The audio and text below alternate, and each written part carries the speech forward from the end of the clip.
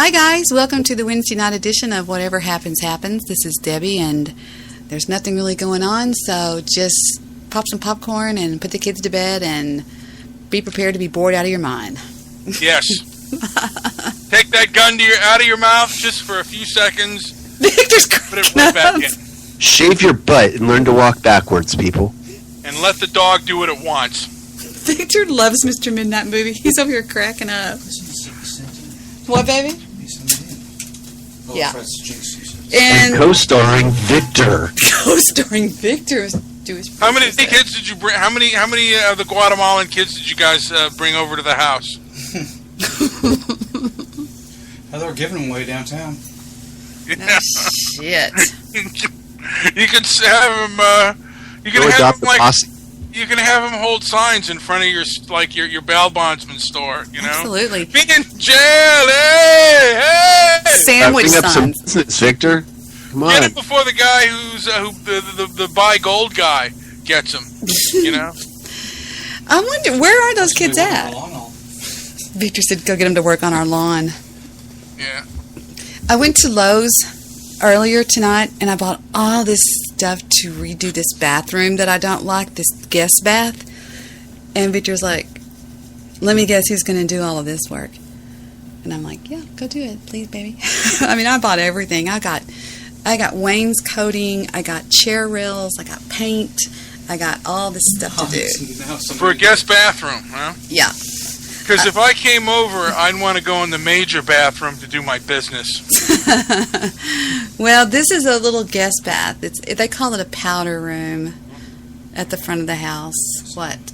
Yeah, we're on. Oh, this isn't on, though, but I'm going to turn this on, though. Did you already did the LP? Yeah, I'm not going to do later. Oh, Victor was turning on the old computer over here to see if I'm working on a new. Yeah, there it is. Thank you, Vic. I'm working on a new intro, and people are going to be so mad when they hear who's on it. Y'all want to hear who's on it? I hope it's Mr. Solution. Oh, I'm only 1/10 through. 1/10. Listen to who's on it. Watch. Skype account that she supposedly doesn't use anymore, but she really does is... I mean, you don't get to the point or to the level of Debbie Daly without having talent. No, well, I'm kind of hesitant with this one because there's just so much drama around this woman right now, you know. But it's just a coincidence, okay? It's just a coincidence. Hater. But I had my own beef with her, and this is why, okay? I know people are wondering, or she's wondering. You know, this is for Debbie Daly. She pissed me off. You got everybody's damn sympathy. Hater. That pissed me off. I did not realize it, of course, at the time until I listened back to the shows. Saying that I'm immediately a hater. It's okay. I mean, like, hater. Oh, I man, have no tolerance for you at all. Hater. I have no sympathy for you. Hater. Whatever you get, you get. Hater, hater, hater, hater. It's going to be horrible.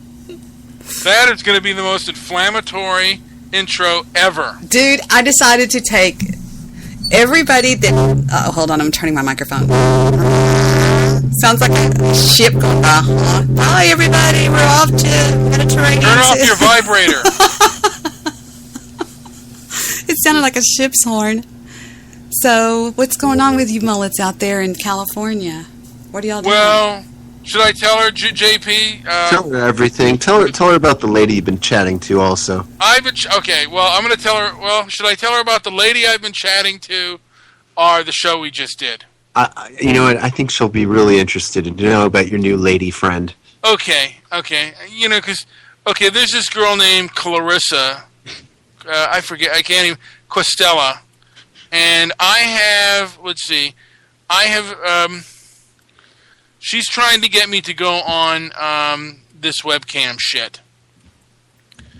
And I have just said, I have a radio, and I love beaners. Beaner chicks, that is. And she was writing, and then she stopped writing. And I said, keep writing, asswipe. And she said, credit card, debit card, or ATM just to verify your age. And I'm like, tits and pussy to minors, you know, we can't show that. And I said, stop teasing me with your snatch.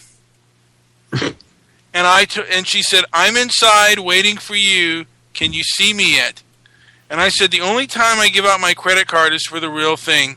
Come on my show, you whore. You might become a famous snatch like I am a prick." So it was a short-term relationship. Yes, and she said, "I'll be your whore." And I said, "You bitch, you come and squirt. So I'll make you come and squirt so hard you'll have to drink a gallon of water after I'm done with you." And she said, "Make me your bitch." And then that's how we ended the conversation. Now do y'all see why I love Mr. Midnight Movie so much? Yeah, but wait, I think I have earlier. Let's see here. Let me take a look at this shit. Where did you find this person? She f***ed me.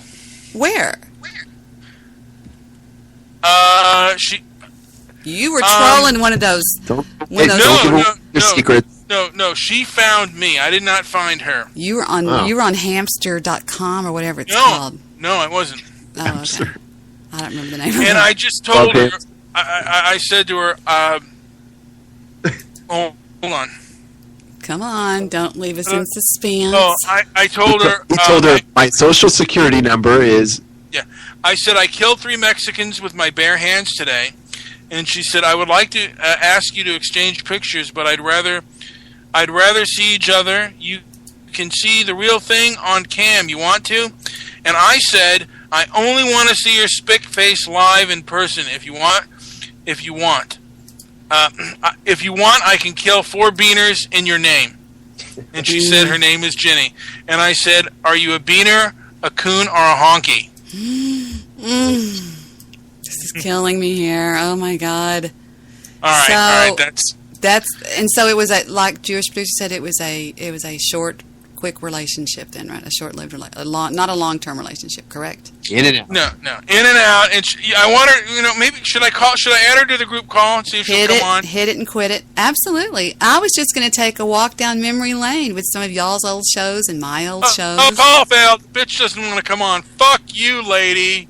All right, go. Oh my God, how rude. Tell her that I'm on here. All right. Shit. Tell her your sister's on here or some shit like that. Come on my show, bitch. You do have... That'll work. You have a Almost way every with time. you have a way with the ladies. There's no doubt about that. How funny. You can get it if you really want. You can get it if you really want. So what else has been happening? Anything else going on? Now you went to see the movie America, and you've been bloviating about that, about Dinesh D'Souza, correct? Yeah. She said she would come on my show, so okay, I'm gonna call her again. Tell her you're on your show right now. Fuck you, lady. Fuck me? No, Oh, I no, thought you not said Yeah, that's that. what I mean. All right. Okay. So yes, I did my review of America. Jewish producer is finally finished editing. Jewish producer thinks it's a masterpiece, and I don't know if it's a masterpiece or a piece of shit. And this was uploaded to YouTube, right? Correctamundo. Well, I think we should just have a lookie and see what Or you can go to MrMidnightMovie.com. MrMidnightMovie.com. Jewish Producers Last Stand. I love these old shows that you guys did. Jewish Producers. Mr. Midnight Movie responds to Debbie Daly. Okay. I watched an old one yesterday, and it was the 2012 presidential debate.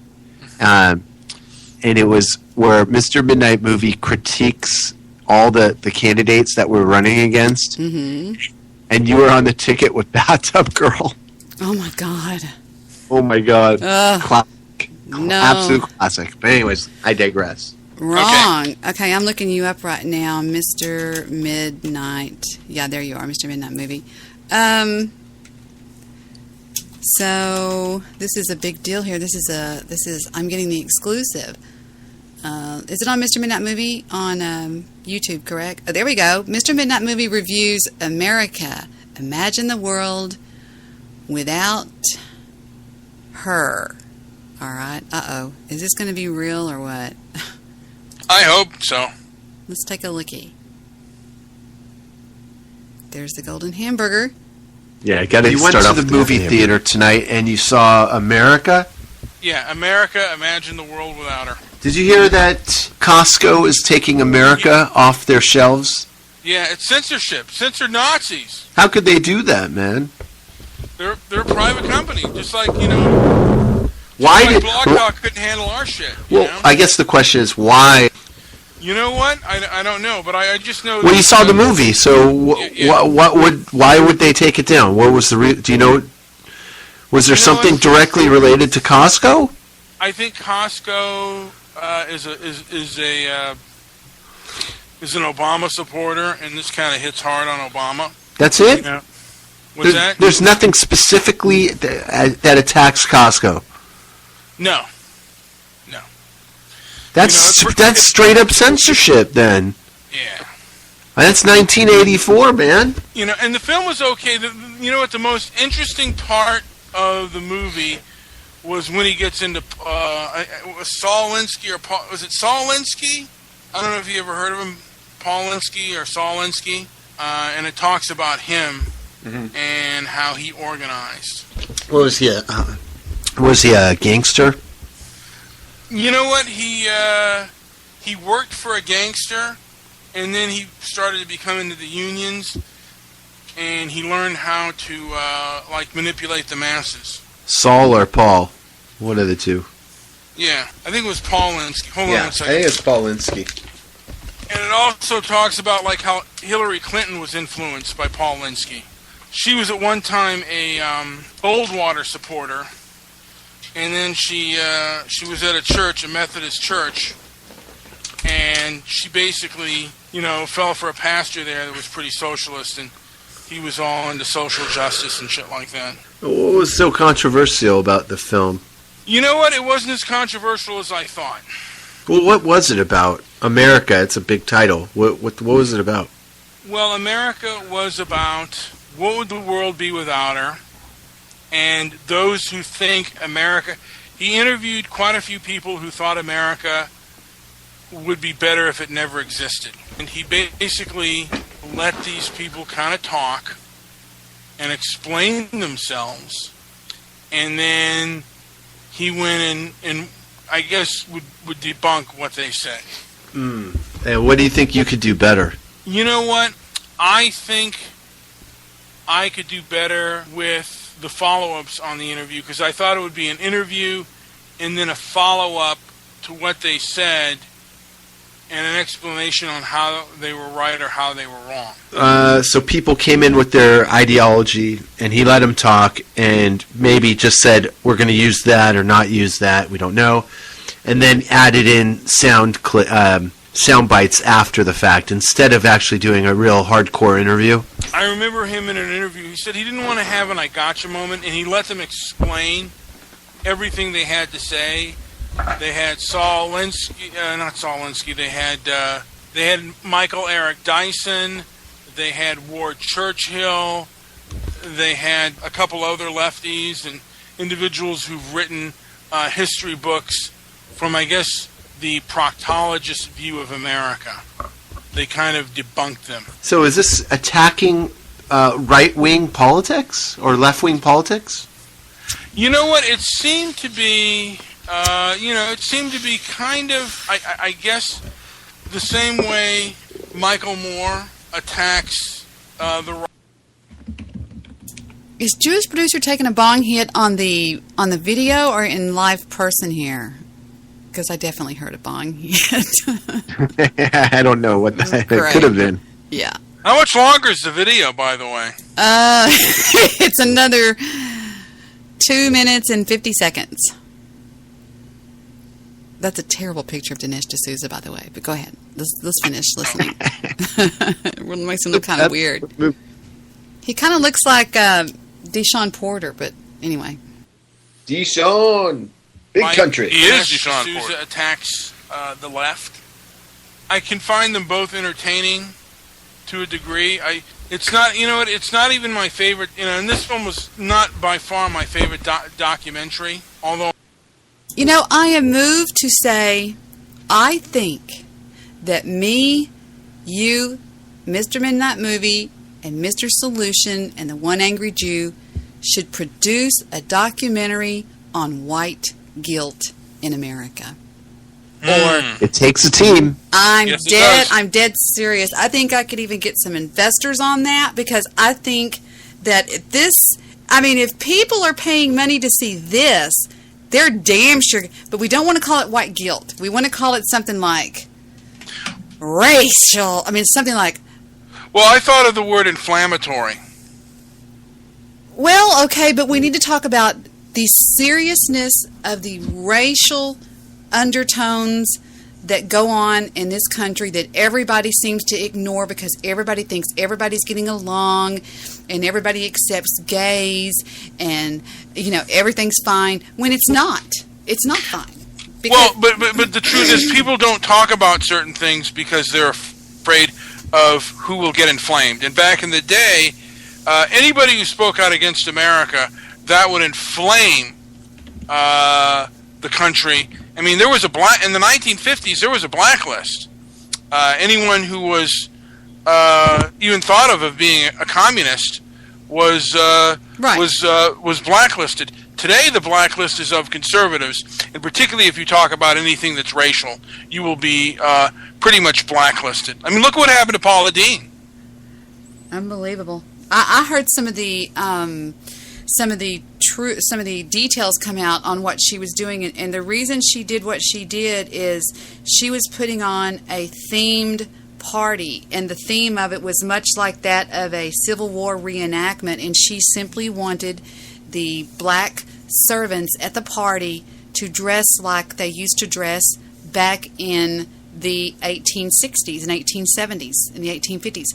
That's all she wanted. She wanted them to wear the white things around their head and the great big white aprons, and that's all it was. I heard a lot of the details about it. I really think you know what? I'll be honest with you. That would inflame a lot of blacks. Well, but see, women. But Mr. Midnight Movie. I haven't been talking all day. Women were just as held down as this supposed quote unquote color of skin. I don't really like to say race because it's really not a race of people. The black man got the vote before we did. We were treated like chattel. Well, like I said, part of what you're saying may be true, but okay, let me ask you this.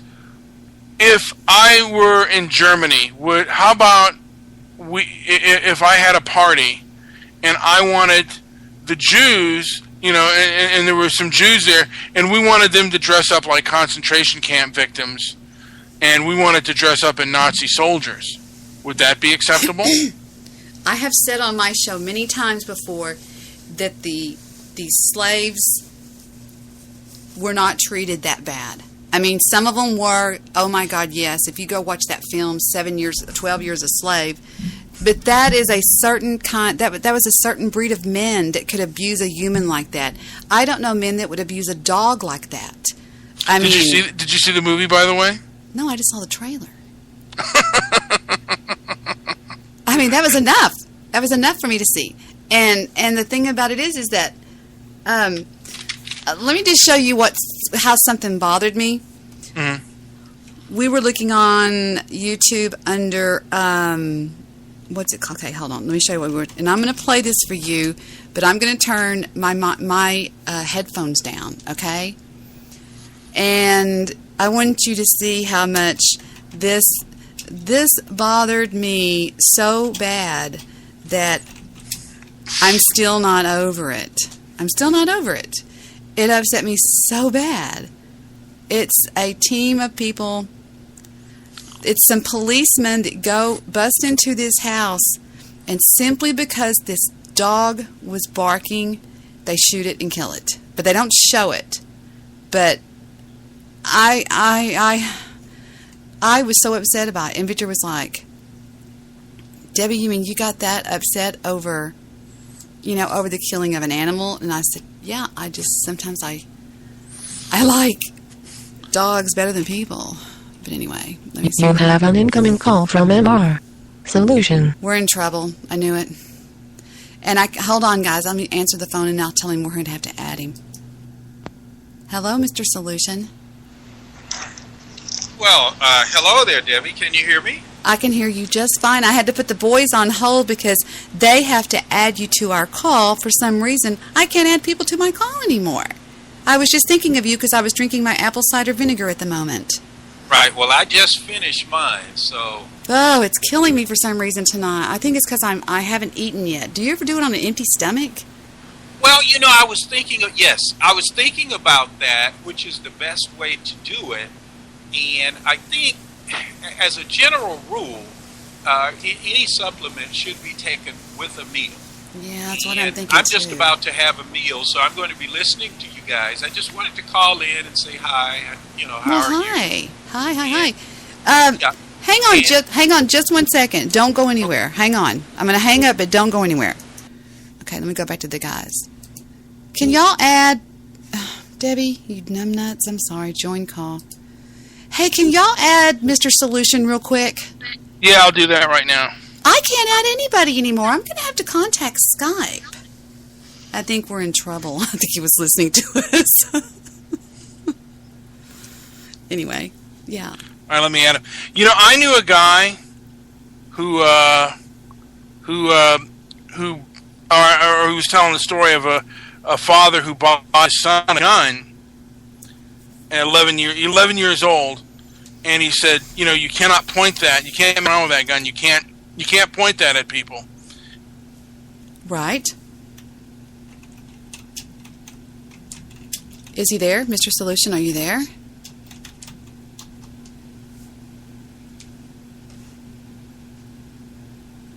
Hello? Is anybody there? Did I lose everybody?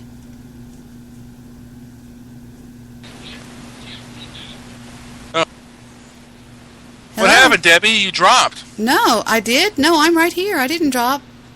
Oh, then I must have... Oh, here it is. Here it is. Take a listen. And again, I'm going to be muting my sound. Y'all want to hear this? How horrible this is? Watch.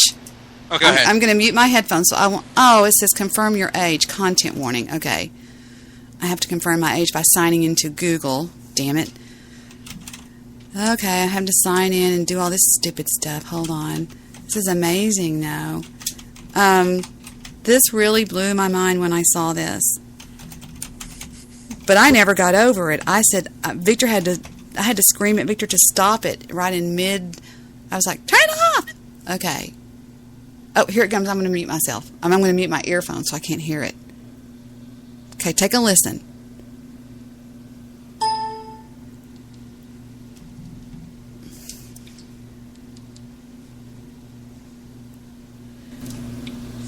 Did you say something to me?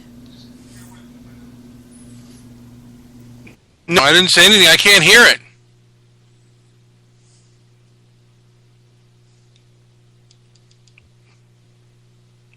it. Debbie, can you hear it? Hello? I'm here. I can't hear it. Well, there's not a lot to listen to yet. Okay. There's a Labrador Retriever, just like Gunner, that's just standing there looking at these policemen. And these cops are fixing to raid this home. And the dog is even on a leash. And these cops shoot this dog 5 times. And I think it is the most horrendous thing that I've ever seen in my life. Unbelievable. I can't even play it again. It's just horrible. It's horrible. Well, one of my co-workers told me a story about his friend, his childhood friend at 11, bought his son a gun, and they lived on a ranch. And he said, "Now you cannot point that at anybody, you know." And the son, you know, he began pointing at people and messing around. And he told him once, he told him twice, and at the third time, he took the gun away from him, and he shot the dog, and he put it back at, and he said, "Now take that gun and don't you ever point it at anybody again."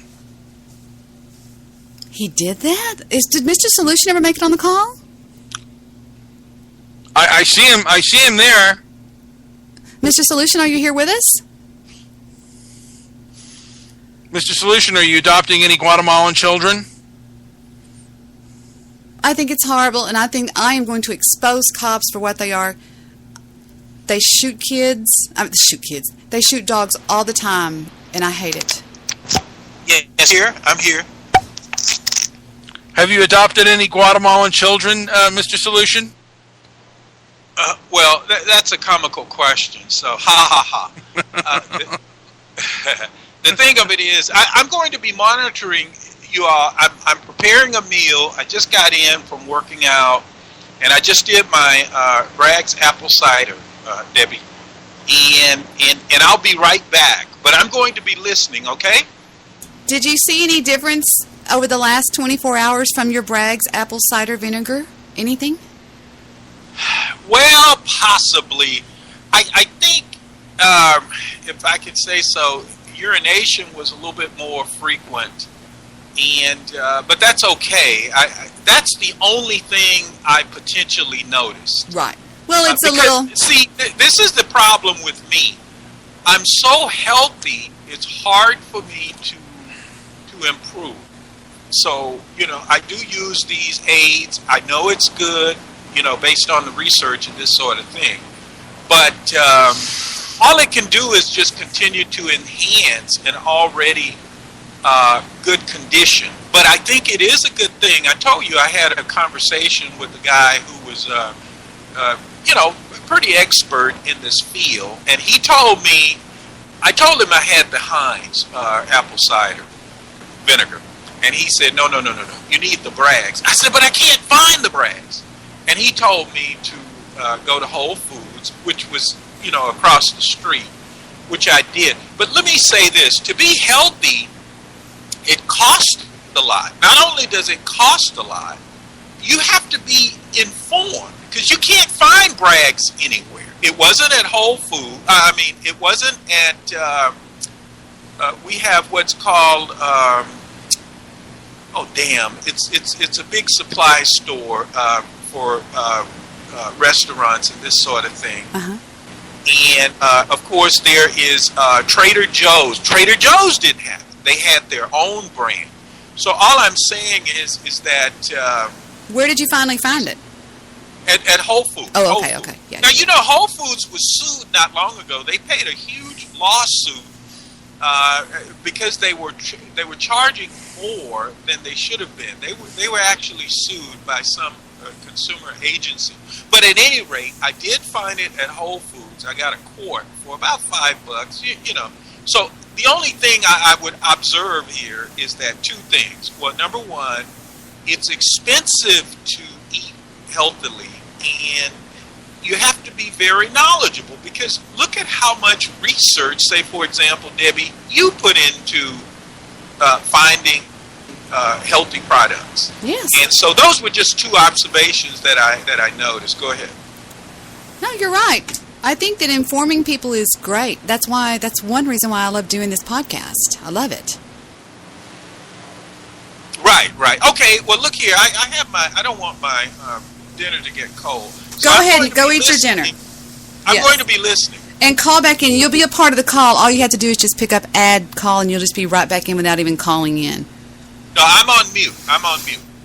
And so we were talking about what, Mr. Midnight Movie? We were talking about something in particular that was an important issue. Well, I don't know if we...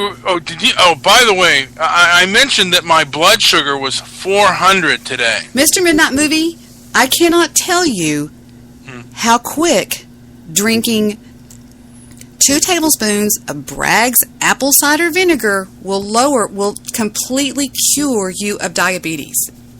I cut off his left foot tonight. Oh, it's that bad? Well, no. Well, you know what it does?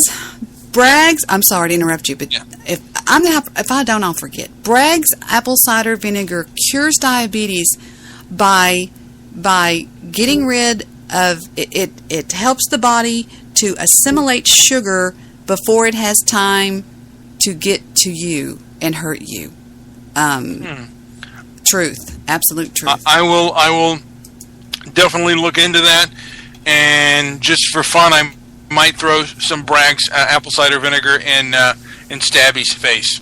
Take a listen to Dr. Julian Whittaker talk about vinegar for diabetes, apple cider vinegar. I mean, it's crazy. It is crazy. And I just pulled this off the... This is Julian Whittaker, MD, with a Whittaker Wellness Tip.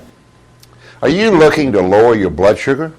Vinegar just might do the trick. Dr. Carol Johnston from Arizona State University gave people with diabetes or insulin resistance 2 tablespoons of apple cider vinegar before a high carbohydrate meal and found it worked as well as diabetic drugs at lowering post-meal blood sugar by 25 to 50%. Vinegar may also help with weight loss. In a follow-up study, volunteers taking 2 tablespoons of vinegar before meals twice daily for 4 weeks lost an average of 2 pounds. Dr. Johnston speculates that vinegar interferes with enzymes that break down carbohydrate, allowing them to pass through the body without being absorbed. If you find vinegar hard to swallow, try using it as a salad dressing. It's safe, it's inexpensive, and has other health benefits as well.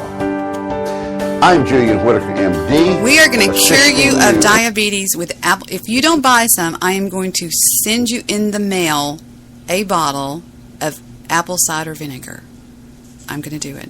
I'm just telling you because I have listened and listened and listened, and there's thousands of people everywhere on the internet saying, I completely cured my diabetes with Bragg's apples, and it has to be Bragg's because of the way it's made. It's a special type of apple cider vinegar. And wouldn't you love to be cured of that? Yeah. I could save a lot of money. But I'm going to be honest with you, Debbie. I am a little bit skeptical that something like that would actually cure. You wouldn't want to try it? Try it. My God! Unbelievable. I take a sip. I do the same thing as Debbie. I've been taking a sip of that of apple cider vinegar for months. Probably 4 months, and it works. Listen to this. New study supports benefits of Bragg's organic apple cider vinegar.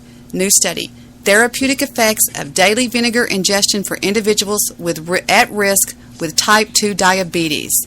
And then it says, presented at this week's Experimental Biology Conference in Boston, supports the therapeutic benefits of Bragg's organic apple cider vinegar for individuals with type 2 diabetes, including those diagnosed with pre-diabetes. Click on the PDF of the vinegar study to read the entire thing on it. And I'm going to click on it and get the PDF here. I mean, no, Jewish produced needs to look at this. It's more like a Dr. Tice talks about abstract introduction. Well, it just says vinegar ingestion reduces postprandial glycemia and lowers hemoglobin A1C in individuals with T2D. I mean, it's a 12-week randomized parallel arm trial examined the impact of vinegar ingestion on fasting and postprandial glucose in high-risk individuals. Blah, blah, blah, blah, blah, blah, blah. And it just goes on. And then I guess you go down to the results. It says, it's conclusion. This data indicates that daily vinegar consumption favorably influences fasting glucose concentrations in adults and contribute important information to the growing evidence base supporting the anti-glycemic effects of apple cider vinegar. Apple cider vinegar is inexpensive, readily available, and a flavor enhancer. Although apple cider vinegar was taken as a drink prior to mealtime in the present study, apple cider vinegar can be incorporated into meals as a vinaigrette dressing on salads, blah, blah, blah, blah, blah, blah, blah, blah, blah. And there you go. I mean, that's crazy. Cool. I wonder if JP will give me a Bragg's apple cider enema. I don't know. I'm kidding. I want to film that. I want to film it. If we can film it, yeah. There's the link. JP and I did our latest show is moral versus rational. The one I listened to, You were Yes. horrible. You were, Oh, that was, come on. That was not. ugh. It was hard You know to what? You've listen heard to. us already. You've already heard us rambling about that, anyways. I don't think it was a. I think it was just a. You know what? Now that I reheard it, I didn't like it, but I thought it would sound a little better. But I have something to read to topic? you about what we were talking about earlier about Costco. Whenever y'all want, I found that while we were all talking.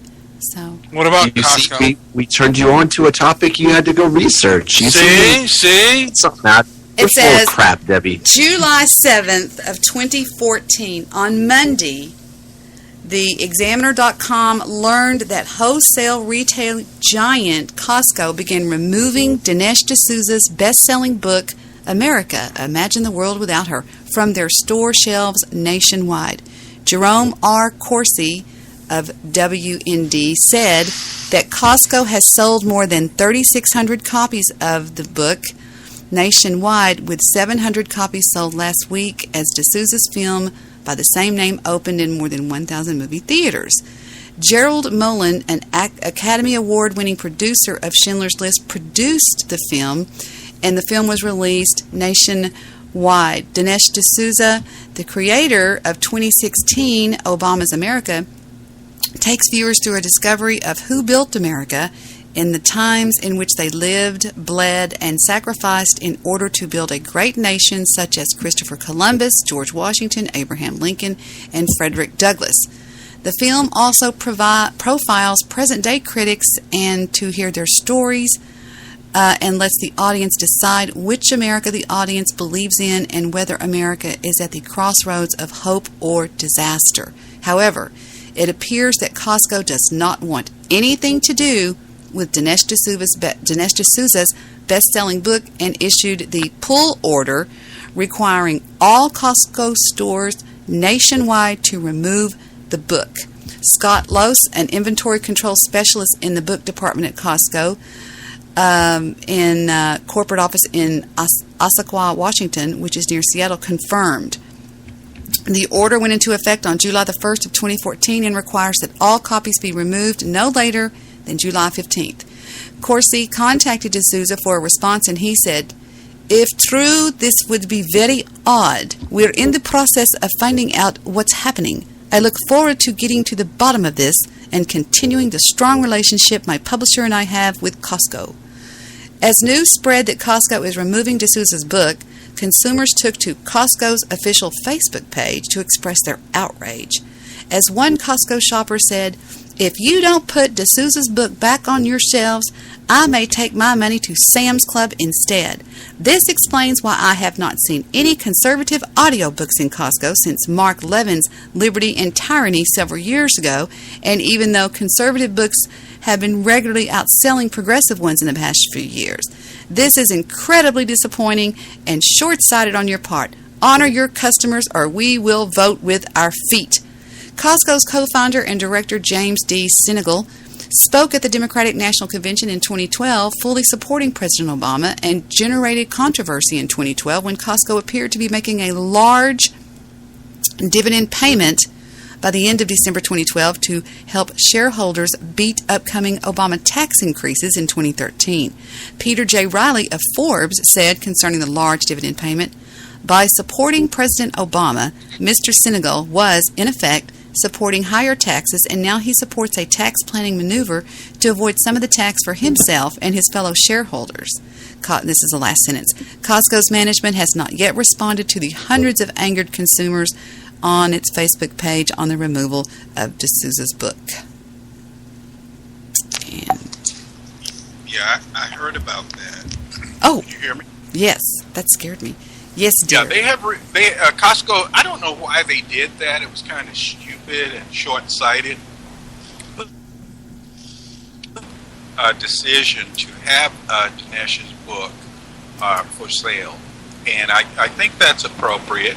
It's also transparent, and then they had to kind of sidestep the reason behind why they did it, which was very blatant and obvious. So if you're going to do that, why not just man up and tell the public why you pulled it. That's really confusing to me. Well, why don't you tell us what was the specific reason that they pulled it? Nobody knows. I mean, well, it's clear. It's clear to me that the movie had an agenda. I haven't seen the movie, but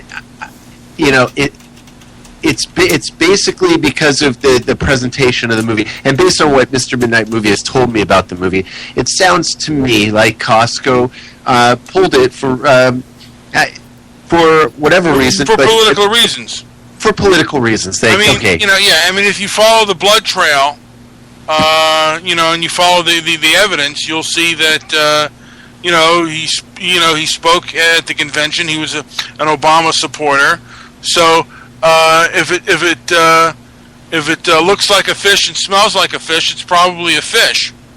Okay, I'm not clear on what was the specific reason that Costco pulled. Because they support Obama, and he is not an Obama supporter. Now here we have Dinesh D'Souza discussing it in this short audio that I now have ready to play. Thank you. Unless we have a commercial first, which I always get a lot. Here we go. When I came to America, I was stunned by the abundance of ordinary life. The rich guys live well everywhere, but I was struck by how good the ordinary fellow has it in America. And then I was also struck by the goodness and idealism of the American people. Even when they fall short, they always want to do better. And then I saw this sort of ferocious leftist critique of America. It's coming from some of our most intelligent people in America on the American campus. And then over the years, I see this critique metastasize out of the campus, into Hollywood, into the media, and then now I think into the corridors of government. So we're seeing, we call it the shaming of America, an attack on America. It's completely wrong-headed. And that was my next guest, author, filmmaker Dinesh D'Souza. Now he, of course, the man behind the film 2016, Obama's America, which was a huge hit. And you may remember that soon after the release of that documentary, he just so happened to be indicted. Well, tonight, on the heels of the release of his latest project, there are reports that the retail giant Costco may have decided to pull the bestseller America from its bookshelves. Now, our producers reached out to Costco. They gave us a statement. It reads in part, Costco is not influenced by political considerations in selecting product for sale in our warehouses or on Costco.com, and this includes our selection of books. Our book buyers are solely interested in book sales and do not favor any political persuasion over another. Recently, after deciding to sell the book, America, Imagine the World Without Her, beginning on June 1st, the decision was made to pull the book from sale on July 1st. Now, that decision was based solely on the number of copies sold during that month, had nothing to do with the content of the book. Now, after we made the return, a documentary was released about the book, and since then, well, there's been heightened interest by our membership base and brisk sales at locations still in stock. Therefore, we have made the decision to reorder the book. And joining me to talk about what this apparently is happening here, the author of the brand new movie, America, in movie theaters all across the country, Dinesh D'Souza. How are you? Sean, it's good to be on the show. I don't often hear of a book being pulled that quick. You're a well-known, best-selling author, and then being put back on the shelves. What do you make of it? It's very bizarre behavior. The book came out about 3 weeks ago. About a week ago, it surpassed Hillary's book on Amazon. It's actually currently #1 on the Amazon bestseller list.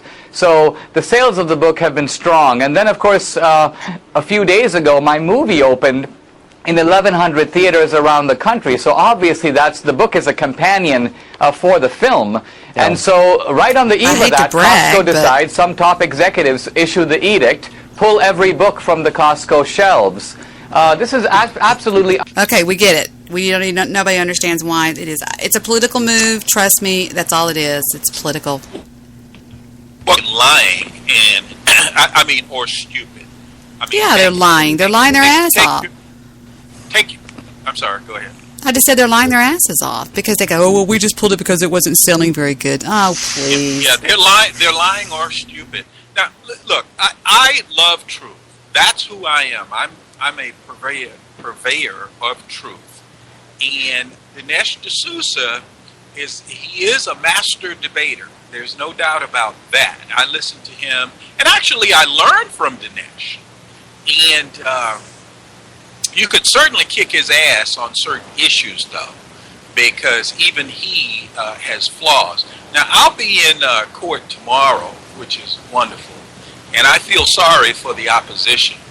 Something 3M, I just want to reference what he said earlier. He is in a supervisory position, from what I understand, based on what he expressed, and Debbie, you also corroborated what he expressed, and he was talking about how an employer could be sued. He was also talking about how a parent could be sued by a child, but particularly how an employer could be sued.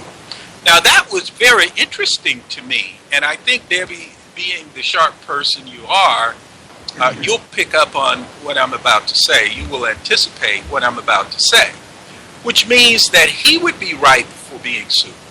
And the easiest thing in the world for a person to do, and it doesn't matter the origin of the person or the ethnic origin, all they would have to do is, now I'm telling him what they'll do, is to document what he says and then apply for a position under his supervisory tutelage, and then sue the company, and they would win. That would be a slam dunk. All they have to do is get a guy like this guy to talk. And of course, if they went and found any of his discussions on YouTube or any place else, now I'm not advising anyone to do that because, I don't believe in taking cheap shots. And I wouldn't do it unless he pissed me off. But let me tell you, this guy represents a windfall. Am I clear on this? Is this clear? Well, I would only do it if you would represent the guy who's suing me in the place I work, just to see your face, just to see. That's what I'm. But look, if you saw my face, it would absolutely blind you, because you would be fucked up from that point on. It would blind you. I love that. Yeah, you would. Wait. Let me explain to him, because I love this guy. Oh, damn, I love this guy. You would lose your position, and your agency, and I don't care. I would ask for you to be removed, but I wouldn't care whether you were removed or not. But you would be removed, and I'm going to tell you why. Because the agency would be hit so hard in the pocket, they would remove you. They would fire you. What do you think of that? I think my private or my conversations outside of work are my conversations outside of work. It should be, I don't know, to me it should be kind of... All right. I love this guy. Oh, yeah, I love this guy. Do you understand the word nexus? I've heard of the hair product, but but go ahead, educate me. Well, I'll speak through you to the audience. Debbie, you understand the term nexus, correct? Nexus means like hooking things together. Connecting. Connection. Okay, yeah, connection. right. Yeah, it would be. Oh, let me tell you, and I don't want to brag on myself, but what I would do is just simply draw a bridge, create a bridge between what went on in the workplace over a period of roughly 2 to 3 months and what he does in his private life. That would be admissible. So what I do in my private life is going to enter into my public life. Absolutely. And once this was presented, the agency would never want to take this to court, ever. They would settle. And part of the settlement would be getting rid of your ass. Trust me. But anyway, I'm just saying, and I trust that no one is listening that I want to tell y'all a quick story. For the greater part of the 90s, we had a manager that worked for us by the name of Trisha. Trisha was good.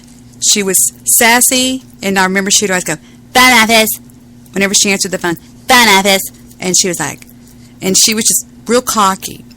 Well, Trisha quit working for us after about a 7-year tenure, and we got crooked with her. Somebody in her personal life said, "Hey, you've got all these copies of your time cards. They never paid you overtime, and look at how many times you stayed over an hour. You stayed over, this and that and this and that. Sue them for your overtime that they owe you." So I was sitting there. We got served papers. Victor said, "What are we going to do? Call Randy?" I said, "No, I want to handle this myself." And he was like, "Okay." So we went to court. We set it for jury trial. And this, 3-4 months later, we walked to the court, and he goes, "Who's representing you?" I said, "Sir, we're pro se. We represent Superior Bonding, and I will be speaking." And he said, "All right, call your first witness." I said, "Your Honor, I would like to present Exhibit A, proof that that Tricia was, I'm not going to say her last name because BWC will call her. Tricia was our manager, and she was on salary, and she never once complained about this before leaving. This is merely a ploy to get money out of us since she is not working anywhere else." Well, all of a sudden she goes, "Your Honor, I've got copies of all my time cards right here." And she walks up and hands them to me, and I said, "I object." And the judge goes, "Darling, state your objection." I said, Oh, I object because that cannot be admitted into evidence without me seeing it first." And he goes, "Right." I said, "I move the court to dismiss this case because it is a frivolous lawsuit." And he goes, whack, case dismissed. I like Texas already. Swear to God, I'll put Victor on the phone, and he doesn't even know what I'm saying right now. And I'll say, "Just tell him what happened with Tricia." And I was never more proud. He goes, "Baby, you beat it." And she was suing us for $65,000. Jesus Christ. Well, Debbie, not that I would... can you hear me? Yes, we can hear you. Yes. Not that I would want to necessarily confront you in court, but I will say this. You know that the best cases, never go to court. They're settled out of court. Mm-hmm. Correct? Mm-hmm. And that's the result of deposition. Mm-hmm. And discovery. Right. Well, of course, deposition is discovery. Right. It's axiomatic that discovery is included in deposition. But so, did she do deposition? No. I didn't think so. No, she didn't. So my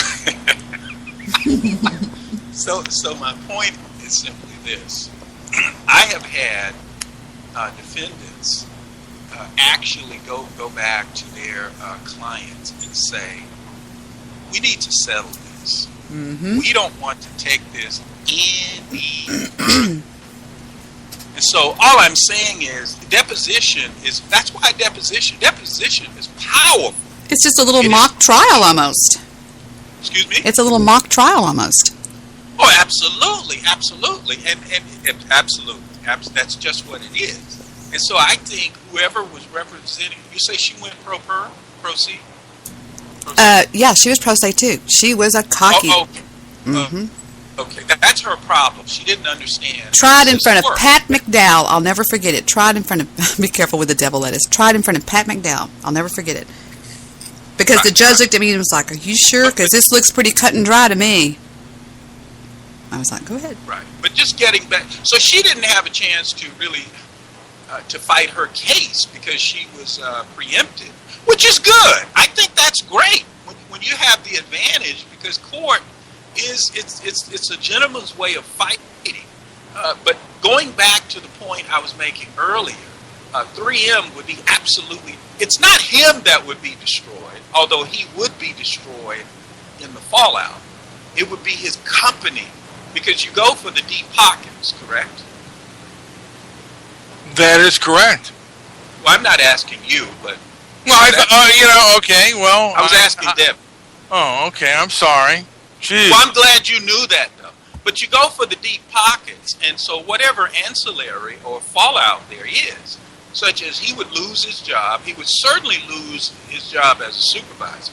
But I'm just saying, he thinks that his personal life See, your personal life is broadcast. All the things that you said, those things could be subpoenaed. All those records, everything that you've said on Blog Talk Radio is subject to subpoena. And if one brought that into an environment where there was a scintilla of support based on actual experience of the complainant or of the plaintiff, it would absolutely destroy you. I don't know if I believe all that. Yeah, because you are entitled to your First Amendment rights. Well, let me say this. Okay. Is what I'm saying illegal? Okay. Let me say No, this. it's not.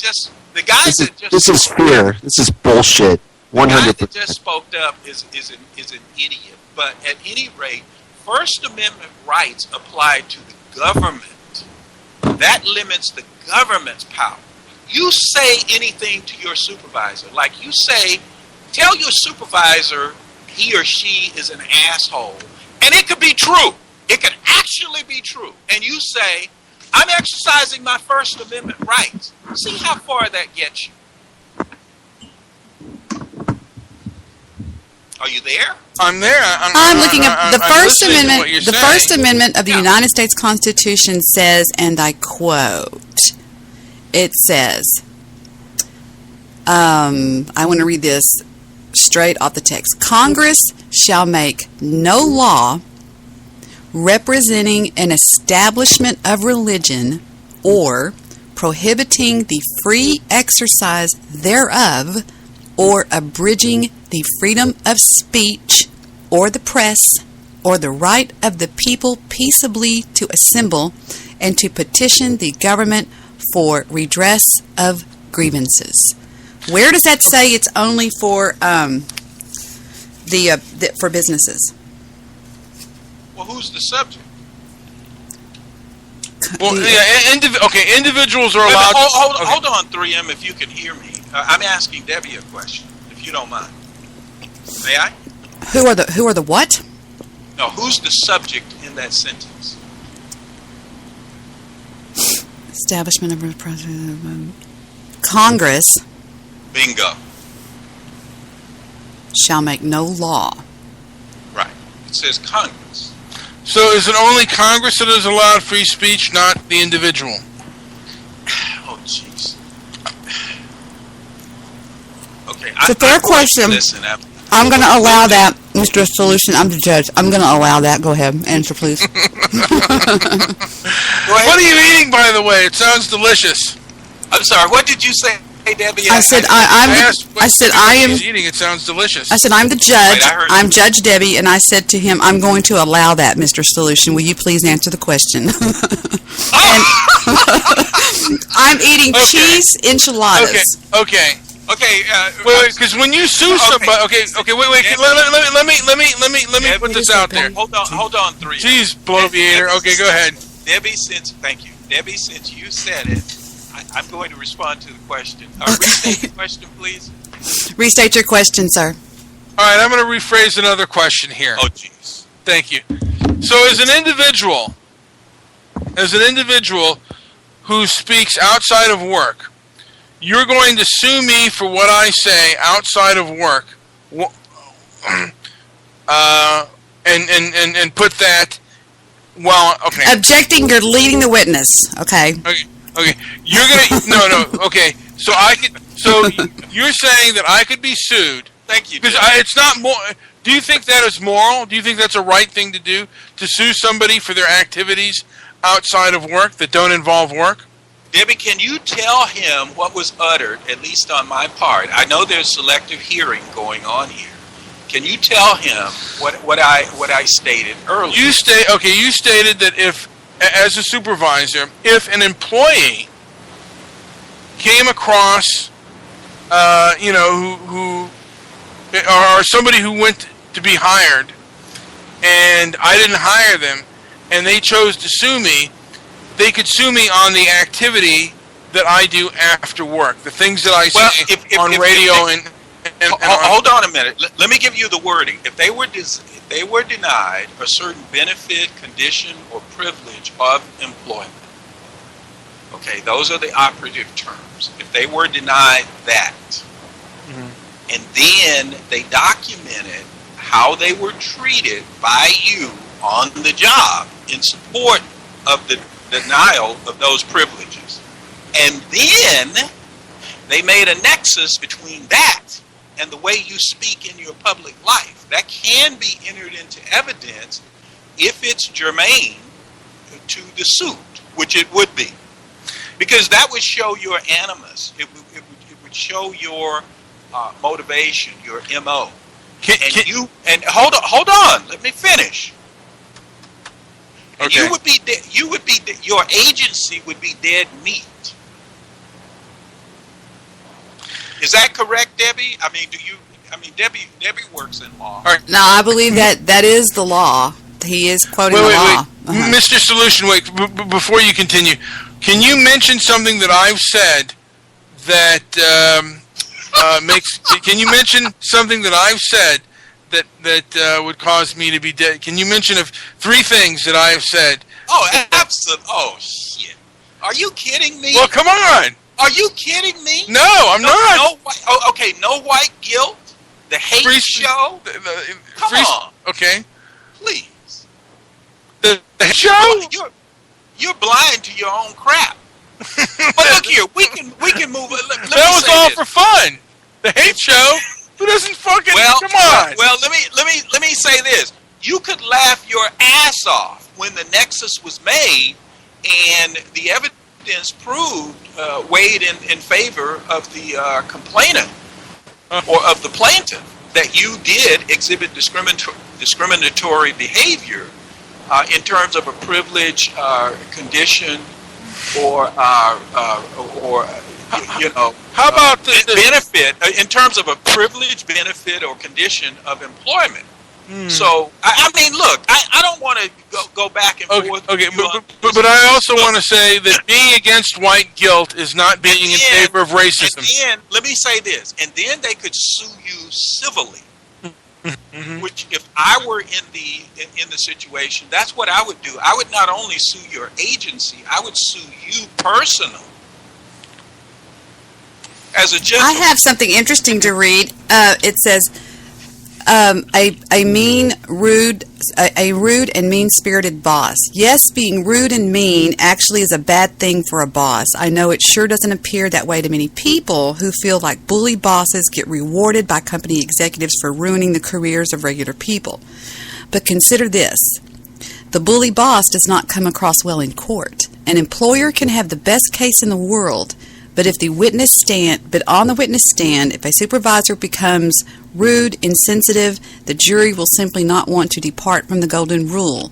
The jury will not do unto you what they would not a jury do unto them. In other words, the jury is not going to want to bring back a verdict where the jerk wins and the kind, everyday employee loses. Juries almost always side with the person with the most sympathetic story, who also comes across as being honest and not fake, and it does not matter at all what the law says, and I say that as a lawyer. Lawyers on both sides both know why juries act this way. That's why defense lawyers put on seminars for managers and tell the audience, sure, it is illegal to be a jerk, but it's not illegal to be a jerk at work, but it's not smart. Your employees cannot sue you for being rude. But if you are rude, it will help them win the discrimination and harassment claims that they will sue you for. Does that make sense? Yeah, well, I'm not rude at work. Yes, it does. But I'm sorry, go ahead. I'm a gentleman and a scholar at work. Not a scholar, but a gentleman. Let me tell you, this is so much fun. Look, I'm going to have to go on hold because I have to prepare for tomorrow. But I'm going to be listening to you guys, so please proceed, as I know you should. How about you write that check? It says right here, listen to this. Look at it like this. An angry, vindictive employee will not get the sympathy of a jury, even if that worker was discriminated against. That is why it is so crucial that you come across as the reasonable, level-headed employee who is trying to do the right thing. Even if your boss isn't taking this advice, you should do this. It says, number 8 in the manager mistakes that cause employees to lose lawsuits is careless statements to the EEOC. Managers get interviewed by the EEOC investigators after you file a claim with the EEOC. Managers often will spout off, vent to the investigator, and say all kinds of horrible things. And you can bet that those will be used against you in court. It's a great strategy, a way to see your boss's side of the story and get your boss to respond to you before, but you are making a huge mistake. So I guess what they're trying to say is if you are an employee and you're going to file suit against a rude boss that was bullying you at work or whatever, do not go in with a snappy, crackly attitude.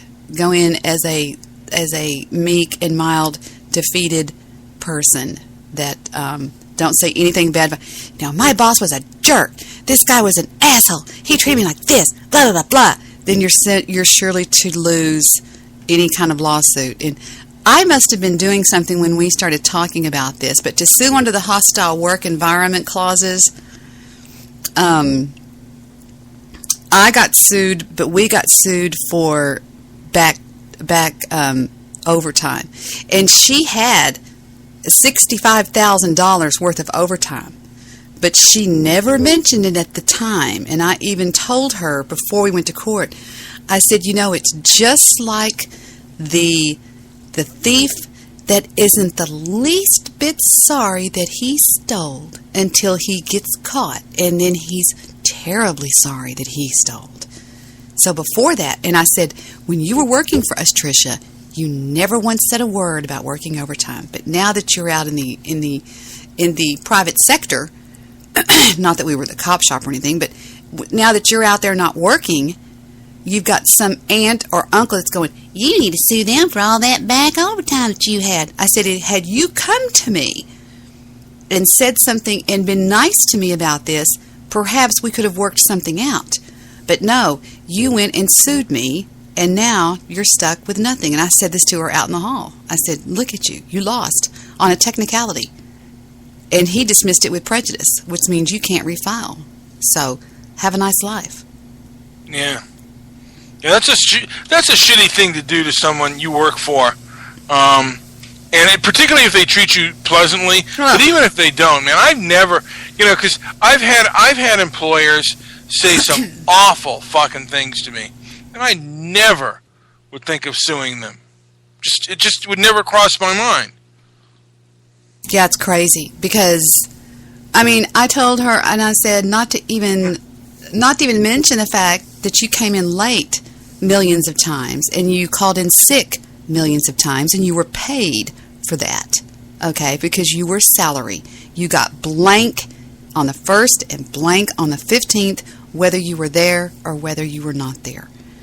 And I'm sorry that I don't know why she hit a time clock. And the thing about it is Victor and I discussed one time, we never even knew that she was hitting a time clock. We had a time clock, of course, for our hourly employees, but we didn't know Tricia was keeping up with her time like that. Do you think she was doing it to fuck you over? I don't know, because she did have a lot of hours. And I also told her, I said, I have a witness that's in the witness room over there that you don't even know what they're going to say, but they're going to also say that they clocked you out late many times, long after you left. You had, quote unquote, forgot to clock out, and you called when you got home and had Letitia clock you out. So don't get all high and mighty on us. And we never heard from her again. So she's good riddance. Exactly. I had a speeding ticket one time that I thought was the most horrendous, unfair thing that had ever happened. When it was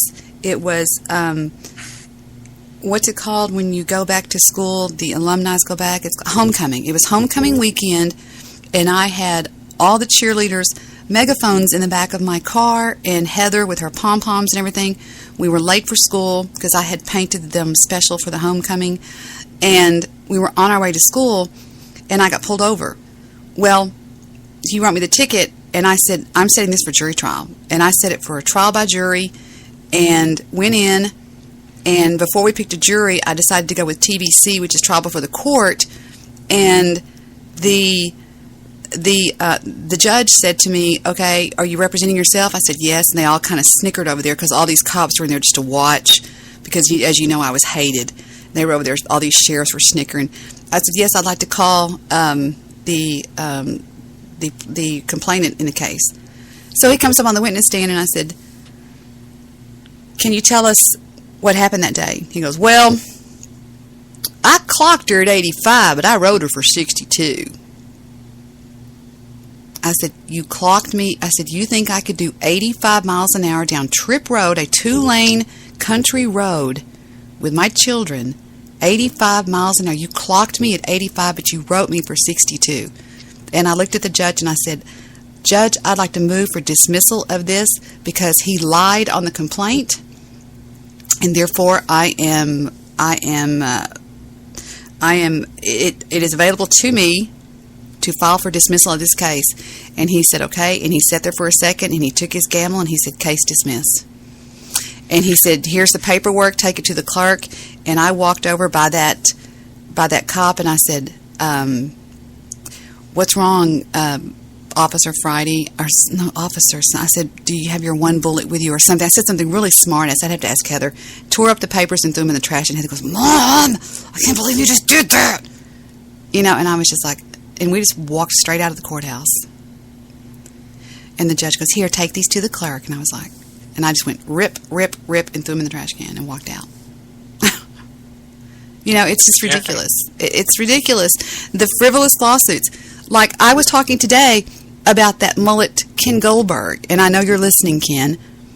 Ken Goldberg sued me in the year 2007 for 45 CDs that I have that contain 2 years of the radio show that I did with him called Law and Disorder. Okay? He gave them to me to have him an intro done, which I did. I charged him $540 for the intro, which he never paid me, when I went ahead and gave him the intro anyway. Ken Goldberg had the biggest crush on me that you ever knew in your life. I mean, it was sick. He was so in love. Sounded like a tribesman. I mean, he was so, and I'm not bragging, I'm telling you the facts. This guy was so enamored by me that one night when I had had enough, I was tired of his pawing me and being weird with me in the studio, I told Sky, I'm not going in tonight. He was calling my cell phone so much that I took that cell phone and I threw it out of that window of that car. And we turned on the radio, and he was on air screaming, if anybody in the Dallas-Fort Worth Metroplex has seen Debbie Montoya, please call the studio, please. Please call the studio. Debbie, call the studio, please. And he got fired by the program director named Bob McNeil the following morning for taking that phone and slamming it down so hard that he broke the phone. Okay? And he neglected to tell some of this stuff. So he sues me in court. So he tells me to bring back the CDs. I said, you can come get the CDs. I am not coming over to Walnut Hill and 75 to your apartment. I don't trust you. He was a drug addict like you've never seen in your life. He bought more drugs off of a person that I knew. He bought crack cocaine off of Trim, this guy that I knew, okay? And was heavily, you know what his name was on the internet? Captain Save-A-Ho. Captain Save-A-Ho. That was his name. Because he was so involved with strip bars, and he wanted me to go to strip bars with him. I mean, this was really a sicko. And I said, I'm not going anywhere near you. You can come over and get them. Well, his attorney filed suit against me, and I picked up the phone and called Mr. Cho, and I said, let me tell you something, sir. If I call the State Bar of Texas and tell them that you are involved in a frivolous lawsuit, you will lose your license. And I said, and I'm 5 seconds from doing that. And I said, I didn't answer it. You can do what you want to do. Take summary judgment. I don't give a crap what you do. But if you don't non-suit this, I promise you I'm going to the State Bar of Texas. The following morning, he goes into court and non-suits it, which means he just called it off. And he goes on, when he was talking to this troll, Nurse Twerpington, he was going, oh, well, I won the lawsuit against her, and she does drugs, and they're horrible people, and all this kind of stuff. And I told him today, I said, I have never before in my life heard lies like that. Why did you lie to that kid? And he goes, because I didn't know who I was talking to. And it's a pretty big deal. I did a show about it earlier, but that's another deal, because what has happened is these mullets have, I mean, when you've got a business like Vic and I, you get sued by people all the time. And these people have gone to dallascounty.org and dug into these lawsuits, and they're making all these claims about different things. And I said, you know, the thing about it is these people that say, oh, well, Debbie and Vic are broke, they don't pay their bills. Debbie and Vic are not only set for life, but our kids are set for life, okay? And if you knew why, frankly, it's nobody's business. But trust me when I say that. Would I be on the air every night laughing and cutting up and happy if I couldn't pay my bills? Would I be on the air every night doing what I do if I couldn't pay my bills? One person knows the truth, and that's Apocalypse, because I know he's kind of a go-between. And I sat Apocalypse down this afternoon, and I said, here's the facts. And I gave it to him. He was like, fuck. And I said, so there you go. And trust me when I say, it's all a bunch of bullshizzle. And I usually don't address trolls or haters or people like that, but I just thought because it also has to do with a lawsuit type thing, a court thing. And I know I'm talking too much, but anyway. Did that DJ, that guy who wanted you, did he have a hook nose? Yeah, he's Jewish. Yeah, but not all Jews have the schnoz. Oh, he's horrible. And another thing.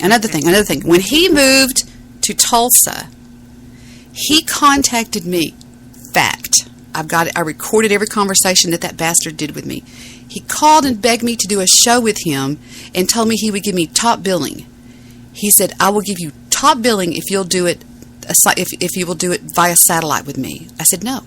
I'm never doing a show with you again, period. And the reason that Victor was sponsoring our show at one point. The reason Victor pulled the sponsorship after a 13-week contract he went through negotiation to get out of was because this bastard was following me home and trying to get me to like be with him and stuff. And it was really sick and messed up. And that's facts the case. And I've never been the person to lie. And if I had gotten busted with what they said, I just wouldn't bring it up. I would ignore it. But I'm going to start addressing some of this bullshizzle that goes on around here, some of this crap, because I actually listened to something. I know you're going to laugh, but for some reason, Heather started asking me about Marie Osmond the other day. She asked me about Marie Osmond, okay? And she's like, what's it do with Marie Osmond? Who is Marie Osmond? So we started talking about Marie Osmond, and I listened to Marie Osmond say something that hit me square in my eyes. And she sued a magazine for something that they said about her, but it was what she said that really, really, really hit me right in between my eyes. And she said, excuse me, she said that, hold on a second, I think she sued the magazine called something, anyway, I don't remember what it was. She said on an interview, and I think it was, I'm just going to see if I can find it. It was on YouTube that we watched it. What she said was so moving to me that it really pushed me to not only do the show that I did today, but to make that funny intro that I'm making, where I'm going to include all those people, and they are haters. That's what they're called. They're called haters. Haters are people that claim to hate you, but they don't really have a reason to hate you. You know what I mean? I mean, it's really kind of stupid. Now, I can understand people not liking me, but doing it to the level that they do, that's not liking some. That's not liking somebody. That's obsessive hate, and I know the difference. Trust me. I'm sorry, I'm talking too much. Go ahead, start talking. Well, no, it's kind of interesting. Now, what words did Marie Osmond say that hit you? Oh, it just hit me. I even showed it to Victor. I said, I cannot believe what she just said. And Victor goes, Debbie, that's really moving, and it sounds just like something you said. And where the hell did I do with it? I can't find it. I'm trying to find it. Marie Osmond sues. I forgot the name of the magazine. Magazine for something. I'm trying to see if it'll pick it up. There it is. There, I got it. Okay, listen to what she says. This hit me right between my eyes, what she says. And Marie Osmond recorded her first #1 record, Paper Roses, back in 1973 when she was only like 12 and a half years old, and she has literally grown up in the public eye, and that's not always as safe and comfortable. For the baby, for Michael, was complete. Mm-hmm. That was something. When I read the Globe article, I was absolutely outraged. I'm so angry that they would do something like this. it was not a hard decision for me to decide to do this at all. They pushed me too far. This isn't the Marie Osmond you're used to seeing. This Marie has a lot on her mind and a lawsuit on her agenda against a national tabloid she says has defamed her. They have no conscience. They have no morals. They have no values. They have no ethics. And the only way that you can say, stop it, is to hurt them financially. Because that's the only thing that speaks to these people. They take innocent victims, me, my husband, my baby, something so beautiful is what, this beautiful little child, and they turn it into something ugly for their profit. And I think that's wrong. Marie is no stranger to the media. She's appeared in the pages of nearly every national entertainment publication. She's used to being in the public eye, but she says the Globe went too far. I'm a very nice person, I think, but I'm tough. And there's certain things that I really believe in, and that's what gets you through life. And they have attacked everything that I hold as decent. I really believe that if you don't stand up for things of this, just lies, that's all they are, lies, that there are people who will, in the back of their mind, say, well, maybe there's some truth to it. Maybe there's some truth. Bingo. That's where it hit me right between the eyes. If I don't start standing up to some of this crap that goes on around here with some of you mullets, and I'm not talking, you know who I'm talking to, you know who you are, and I'm not talking about trolls. I ignore what trolls do, because trolls do it just for the lulz. I'm talking about you people that are hosts around here, and some of this bullshizzle crap that you're talking about. I'm going to knock you down, every one of you, and I'm going to come out with the truth. Now, the reason people pick up on this, oh, wow, did you hear this must be true?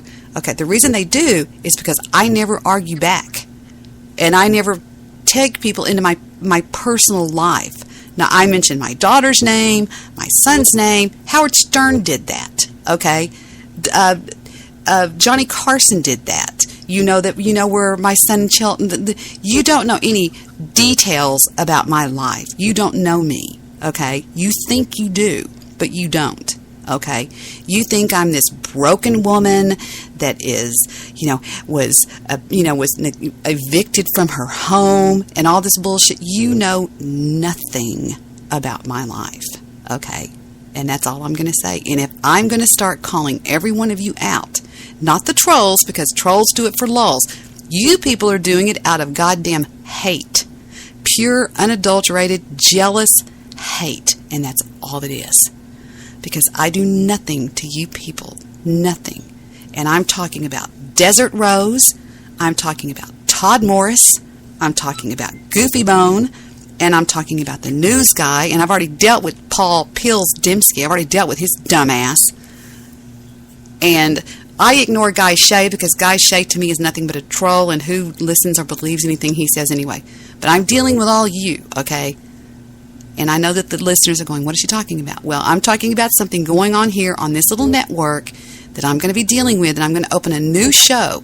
The new show is going to be called, and it's going to come on earlier, like I did this afternoon, and it's going to be entitled For Spreaker Hosts Only. And that's where I'm going to hit you straight between your eyes with any bullshit that you come out and say about how old I am, my financial situation, anything, okay? Screw you, and you better eat your Wheaties, because I'm going to be addressing every little crap that I hear. I don't listen to your stupid shows. I don't listen to them because it'll just piss me off, and besides, it's the same old thing every time. It's the same ridiculous stuff. We bring content. We have fun on this show. We laugh at Mr. Midnight Movie and make fun of him. No, I'm joking. I mean, we have a lot of fun on this show, and y'all can't stand it. You have nobody on your shows. All your shows are is me. That's all they are. So, whatever comes at me, and there's people, Andy Bong tells me things. A lot of people tell me things that go on, okay? And there you go. All I have to say, and I'm going to say one more thing that I'm not going to talk about anymore. When it comes to BTG, one video proved that all that hassle that she gave me was bullshit. Okay, she discredited herself, and I told y'all that it was all out of jealousy and stupidity that she did all of that. And all I have to say is checkmate. And I love Mr. Midnight Movie and Jewish Producer. That was quite a mouthful, Debbie. That was epic. Epic, Debbie. So, yes. Fuck them, right? Let them eat fish. To a degree. I always try to do what's rational instead of sometimes I like to do what's moral, but if it's between rational and moral, I'll do the rational thing. Well, I think I'm being completely rational. Would you not agree that I'm being completely rational here? Was Maria Osmond being rational? Of course she was.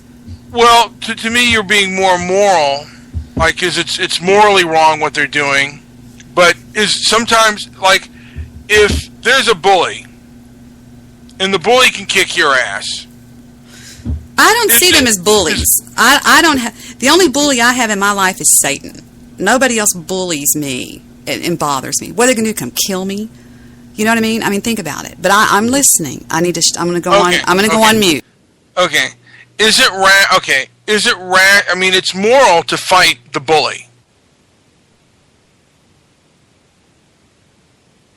You know, but if all that does is get your ass kicked, is that rational?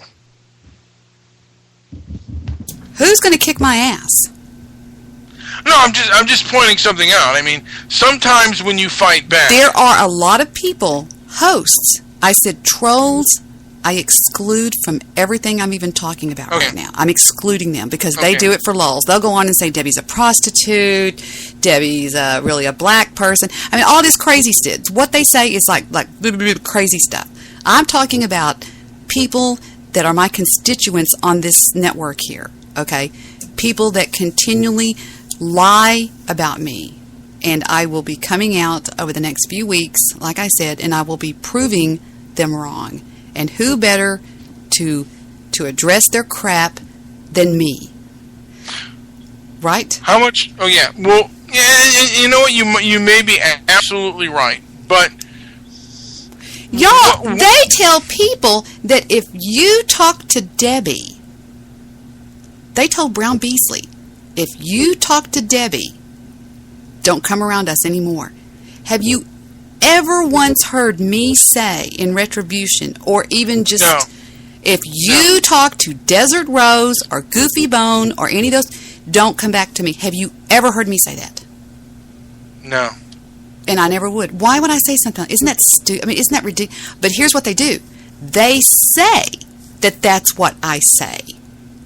That's the idiocy of the whole damn thing, is those people say, well, she draws lines. No, I don't. No, I don't. You draw lines. Because people just don't bring it up and talk about it. But it's going to be somewhat spotlighted on here. Not maybe right now, but I'm just saying I've had too many talks with people, and I won't address trolls again for the fourth time. I won't address trolls because they're not, to me, they're just not an issue. They're just trolls. You know, they're just there to piss you off. That's all they do. They'll say anything. And but I will address people that, quote unquote, hold themselves on my level here. People that say I fudge my numbers. People that say I bought my chat rooms. People that say I bought my... I don't even know what bought means. I don't know what you're talking about. All that tells me is perhaps you're doing that, because I have no idea what it is. I mean, I sit here at night, talk to the guys, hang up, and that's it. I don't know what you're talking about with fudging my numbers or whatever that means. I obviously just have a lot of listeners out there, including you all. Every one of you. You're listening right now. Yeah. Well, and do you think you'll I mean, what do you hope to like what will be accomplished? In my mind, I'll clear my name. That's what I don't want to accomplish anything. They're still going to come at me, and that's fine. But I want people to know that instead of just ignoring it, I will be addressing some of it, which at my discretion, I will address it. Because you've got to admit, I mean, come on, Mr. Midnight Movie. You've got to admit, I'm the talk of the town. You can't go to a show that they're not. They hashtag me, every one of them. Like that Alan Wayne guy, he hashtags me. Well, he got caught the other day on his show saying, we may all hate Debbie, but you've got to admit that you don't get where Debbie's at with her listens and her followers without having talent. And as much as I hate to say it, he says, and I downloaded the show where he said it. And he goes into great detail. And he basically was saying what every one of them want to say. And I actually wrote something this afternoon that Victor goes, write it down, baby. Write it down. Because you'll just forget about it. And the next day, it'll be like dust in the wind. You won't remember it. And I wrote some of it down. I wrote down addressing Todd Morris. I said, Todd Morris, when I first heard about you, you were a regular caller into the Vince and the Bay show. He laughed at you, chided you, and for that reason alone, I began to feel sorry for you. I thought you were funny, and I also thought that you were being handed a raw deal. You called into my show one night, and I welcomed you with open arms. Never once was our relationship based on anything sexual.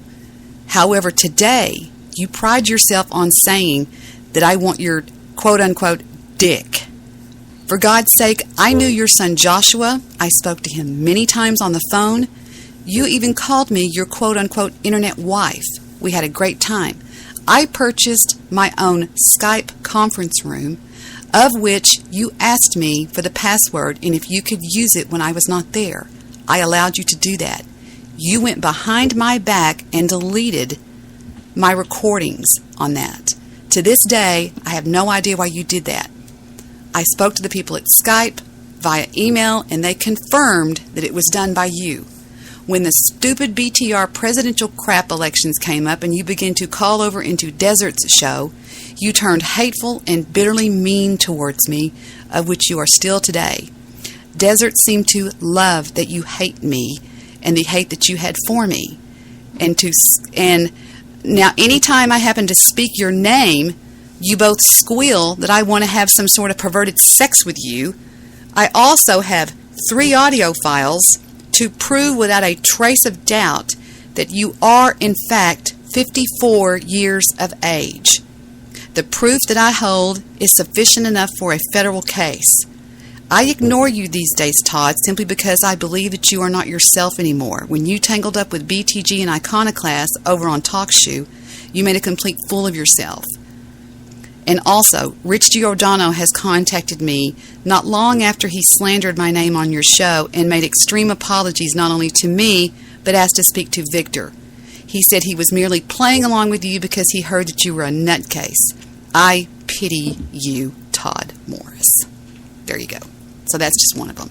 And there's 7 people that I wrote on today. So there you go.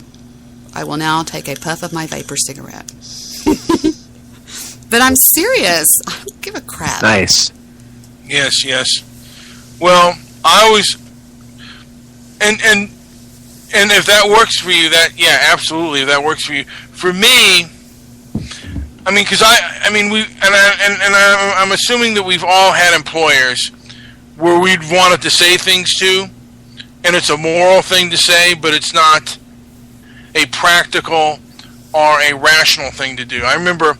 But I'm not really talking, Angel, about employers. I'm really not. That's a whole different jungle cat to me. Yeah. You know what I mean? Well, yeah, because sometimes when you fight, you make the situation worse and you spur it on. Oh, I'm not going. No. You're getting the wrong idea here, Mr. Midnight Movie. I'm not going to be fighting anybody. There's not going to be any going back and forth in chat rooms and over at people's shows and saying, I told you I did it. There's not going to be any of that. The only thing is when I hear something, when I get wind of something, be it I happen to pop into a show on a day that I'm vacuuming and I've got my earphones in and I go to listen to through that or whatever, it will be addressed on my show, on my new little show that I'm going to put up that's going to be called for Spreaker Host Only. Period. That's all I'm saying. There will be no fighting, no calling into shows, no screaming and cussing. I'm done with that. I am a child of peace.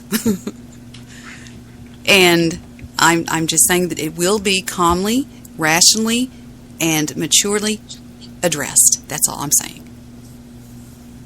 That's it. Sounds like a plan. Absolutely. I mean, Yeah, I mean, and even if for your own peace of mind. Exactly. That's the only reason. I wouldn't be doing it for them, because when she said, when people lie about you, there is a small amount of people out there that may say, I wonder if that's the truth. And I will not stand for having my name anymore, because you don't do it to anybody else. It's only me. My name drug through the mud around here with you people, and it just being ignored. And people saying, well, she didn't say anything, I guess it was true, No, it will be addressed. If it comes to me, if it comes across my desk one way or the other, it will be addressed. Period. Exclamation point. Question mark. There we go. Oh, yeah. Over. And, that's... Yeah, I guess I would do it, too, if I were in your shoes. If somebody said something about me... You do, Mr. Solution. Yeah. You go back and forth to Mr. Solution. He infuriates you. Now, think about what it'd be like if you had 20 Mr. Solutions out there, 20 of them, that were saying the same things to you, in all respect to Mr. Solution. But I'm saying, what if it was everybody out there on a nightly basis attacking and hashtagging you?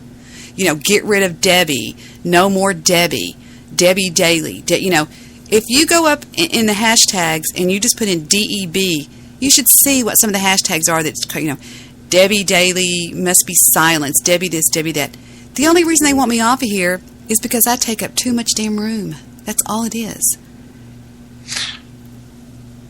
Period. I ain't even smart enough to figure that out, okay? And I'm not saying I'm better than you people. Maybe you people just don't have the wherewithal to do what I do, which is turn on the mic, okay, and talk to people. And open yourself up and be honest and good-natured and fun and play good music and have a good time and laugh. And maybe if you wouldn't be so caught up with me and concentrate on your shows more, you would have a good show. There you go. So that's all. Yeah, sometimes when you're up against it, and being, and I guess you could call it being hateful or being bullied. The person who inspired me on how to deal with bullies was Sydney. I love you. I don't look at them as bullies. Okay. No, I look at them as pathetic people that are riding my coattails. That's all. I don't look at them. They don't bully me. Are you kidding me? I see myself on a different level than that. And the reason why, am I better than you? You're damn right I'm better than you. The reason why I can say that is I would not do to somebody what you people do to me. I wouldn't do it. I wouldn't make a mockery out of somebody every night on my show at the mere expense of saying their name and knowing that people are going to come to me because I'm saying your name. That's the only reason. Stop talking about me and watch your numbers dwindle to 15 a show, if not 12 or 13 a show. Watch it. Start talking about and hashtagging my name and watch them skyrocket. Okay? So you were saying that you're whatever. Well, or even hateful people, or haters or whatever. For me, I was inspired by Sidney Poitier in the movie In the Heat of the Night, and he never got angry, and he never showed fear, and he never showed anger. It was do I seem angry to you right now? Or do I seem convicted? Passionate. I don't know if anger. No, I'm not angry. If you want to see anger, I'll show you anger. Okay. No. Actually, you sound more passionate. I'm convicted. I am convicted. I'm fed up, and I'm convicted in what I'm doing. That's what you hear. Is you hear somebody that's very convicted. Okay. Is passion the same thing as convicted? I mean, you're I believe we're all passionate about who? Us. And my name is being slandered around this place. Just go by the news guy's show sometime. Go listen to Paul Dembski, who actually said on his show that the reason he doesn't like me is because I tried to have cyber sex with him one night on Skype. Me. And said that I was sitting there. I'm going to say this, okay, so y'all turn it down if you don't want to hear it. This man actually said this, that he sat there and watched me fingering my twat on Scott. Can you imagine that man saying that? And he said it. And he's got, I don't even know how many listens to that show so far. So there's people out there that are listening that don't even know me. They're going, oh my God. You know, if I were to do something big someday, which I probably won't, but if I was, they would say, isn't that Debbie Daly that was the webcam whore? And this bastard said he didn't have any remorse at all. He just sat right there and just lied through his teeth. And Jesus. Yeah, you haven't heard that? You haven't heard about that show? I have not. No, I have not heard about. Oh, God. Yeah. It's called his Goodbye Show, and it's called One More Thing. And it goes off and tells the most outlandish stuff. I mean, Victor and I were jaw-dropped. We were sitting there going, oh, my God. I listened to it with Vic, because that way if I start to get upset, Victor can calm me down and say, don't get upset, Debbie. And I don't listen to stuff. I mean, I do not listen to shows because I'm very sensitive. And I can get really upset and like my heart will start beating irregular or whatever, my blood pressure. And I don't want to do that. So I won't unless Victor's with me. And he'll sit with me and listen to. And when I found out about that, because Pimp Hat had told me to listen to his shows on Mixler, blah, blah, blah. I mean, I can tell you the whole story, but just trust me. I heard wind of it. I didn't go seeking it. So I went to listen to it because I couldn't believe what they said. I thought, there's no way. And I'll be damned if he did. He went on there and said the most horrendous things you'd ever heard in your life about me. Unbelievable. Called me every name in the book. Every name in the book. Said that I wasn't worthy of the name bitch. No, this was a news guy. I wasn't worthy of the name bitch because bitch exuded a strong woman. I was a cunt because I am a deviant and all this weird stuff. And the other day I was in a chat room of Alan Wayne. Todd Morris came in there and said, pedo alert, pedo alert. There's a pedo in the room. Hide your kids and all this bullshit. Victor just walked in the room. I bet he was listening. Are you listening in the other room? Sir? Yes. No, I was outside. Oh, he wasn't listening, so let's change the subject. Yes. Okay. Well, yeah, you know what? But yeah, seriously. I mean, that's sick shit. And that's one reason why I always have loved you guys, Mr. Solution. I mean, the list goes on and on. There's Jake, there's so many good guys out there that call in and have a blast with me that I really have a lot of fun respect for. I mean, Jewish producer knows that if his wife accidentally got her brakes greased, or like Victor too, no, I'm joking. But it's like... That's right. Yes. And... I'm with it. It's a clean, loving friendship that's been going on now for three plus years. We've been trying to explain this to people, Debbie, and it just doesn't work. Yeah. People. It works with you. And it's really entertaining, but you don't like it when me and Mr. Solution go at it. And I call him a cunt face, which I haven't recently. But, and I get really angry. And I think it might even help with my diabetes, because today, like I said, I got 400. And when I'm arguing with him, it makes me sweat. Like it's a real workout. And probably Mr. Solution is also ready to pass out, too. It's almost like being in a spinning class. When he's going to come back on the line. He's listening. No, he's not. He's not going to come back on the line. But I'm just, you're right. And I hate conflict. I despise conflict. People say, like Desert Rose will say, well, she has no life. She lives on the computer. She's a drama queen. No, that would be her. She has no life. She lives on the computer, and she is a drama queen. And I can prove it. I have got rock solid 100% undeniable proof of this. Wouldn't you love to know what it is? Tune in next week. I mean, it would absolutely shut her down if she knew the proof. I mean, because I'm just like going, it just solidifies everything I've said. You know what I mean? And doesn't she actually, she shuns both of you because you talk to me, doesn't she? That's correct. Oh, that's so sick. Can you believe that? And then sits and tells me that I'm the drama queen. Are you kidding me? Oh my God. You know, just ridiculous and whatever. I don't know. Well, Debbie, I'm ready to fall almost asleep, and I want to make hopefully my blood sugar will get better. Victor, stop laughing. He's serious. Victor's laughing at you, my baby. Mr. Midnight with the hacksaw to take off that right foot.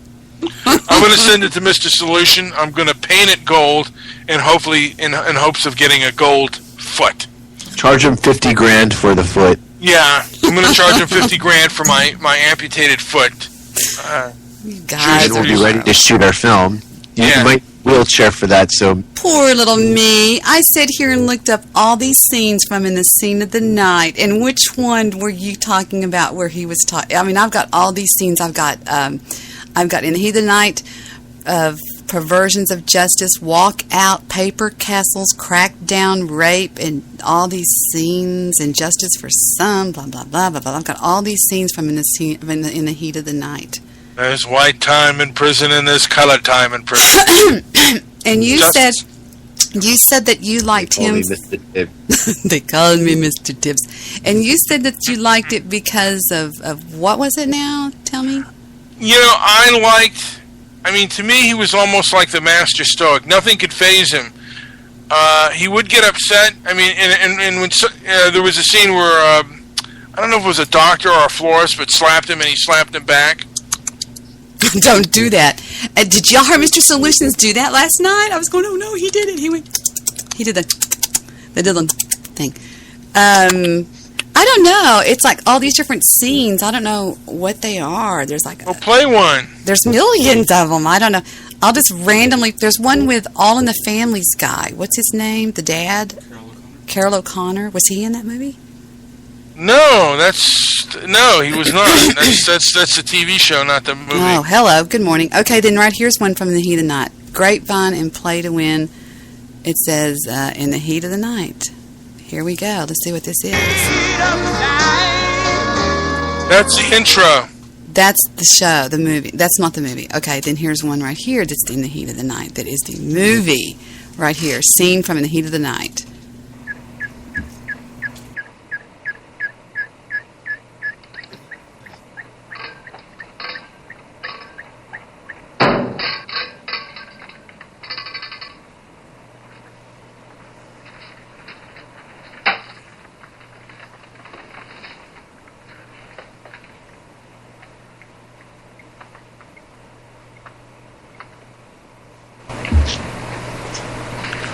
Ward? Yes, sir. When's the last time I asked Cordy to get oil for this damn thing? Last Wednesday. Would you be kind enough to go outside and remind him what day it is today? Well, how about the prisoner here? Don't you worry about him. Got a name, boy? Virgil Tibbs. Virgil. But they call me Mr. Tibbs. I don't think we're going to have any trouble, are we, Virgil? No trouble at all.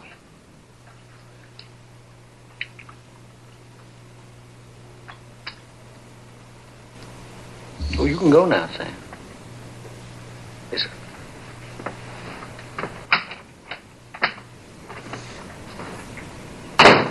What'd you hit him with?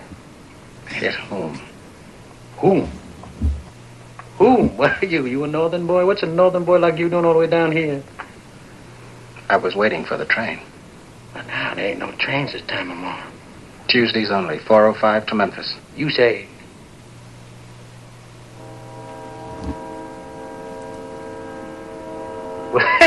All right, you say right. Is he in prison, Mr. Midnight Movie, or what's the deal? He's a Philadelphia police officer. Oh, I thought he was in prison.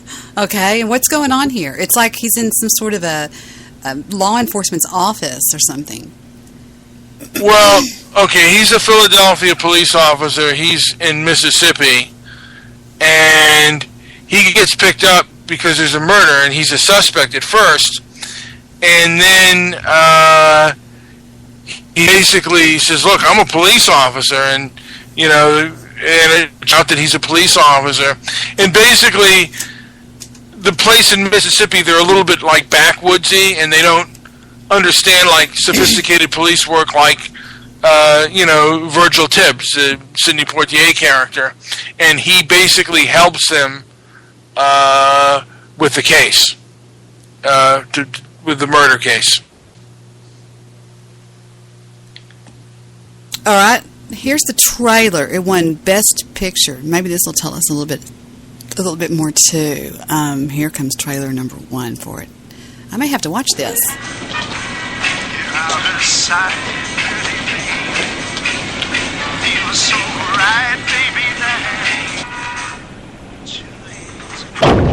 It's Colbert, all right. Skull's caved in. On your feet, boy.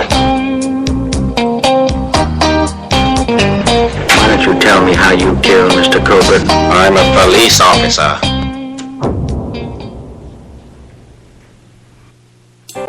You are the #1 homicide expert. That's right. Where's my husband? I want to know if my husband is all right. Your husband is dead, Mrs. Cooper. Somebody killed him. We don't know who yet. You go get yourself killed. I do not want that Negro officer taken off this case. This Colbert's only the start. I say this nigga won't live past Saturday. Look, I've had your town up to here. You know what I'm going to do, Virgil? I'm going to take you over to Brownsville and put you on the bus myself. You aren't taking me anywhere, you dig? You're holding the wrong man. What do you mean I'm holding the wrong man? I got the motive, which is money, and the body, which is dead. What makes you so sure?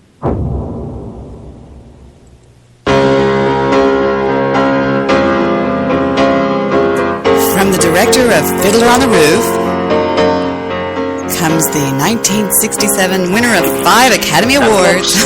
I can pull that fat cat down. I can bring him right off this hill.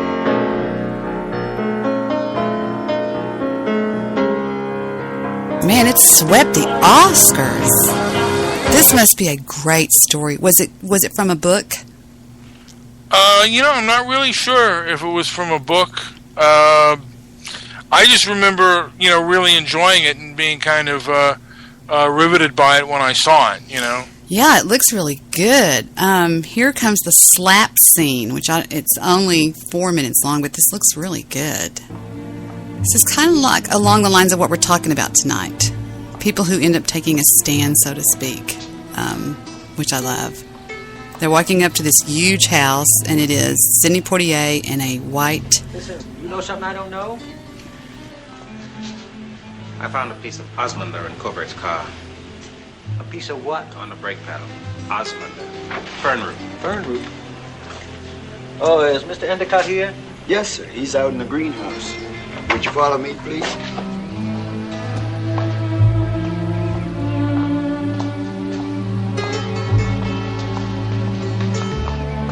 Who gets slapped, Mr. Minette Movie? You'll see. Who? I always staple it down so I can listen like my listeners are.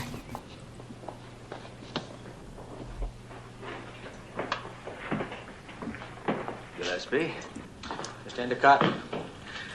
This here is Virgil. Mr. Tibbs. How do you do, sir? Oh, may I have Henry fetch you something? Some light refreshment? No, thank you. We're right the way we are. I'll have something cold. Something soft. Anything. Henry, bring in a pitcher of lemonade. I have one, too. Yes, sir. Oh, I didn't know it was possible to grow this species locally. Oh, you like flowers? I do. Well, Mr. Tibbs, do you know anything about orchids? Well, not very much, but I do like them. Well, let me show you. Endicott's Folly. What do you think? It's beautiful. It's breathtaking. Have you a favorite, Mr. Tibbs? Well, I am partial to any of the epiphytics. Why, isn't that remarkable? That of all the orchids in this place, you should prefer the epiphytics. I wonder if you know why. Maybe it would be helpful if you'd tell me. Because, like the Negro, they need care and feeding and cultivating. And that takes time. That's something you can't make. That's something Mr. Colbert didn't realize.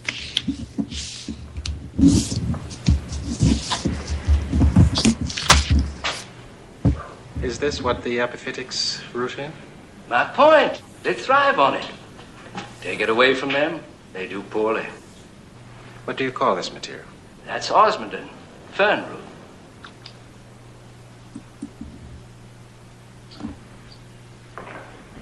Well, I feel a great point coming on, you right? don't want to take any more of your time, Mr. Endicott. Why'd you two come here?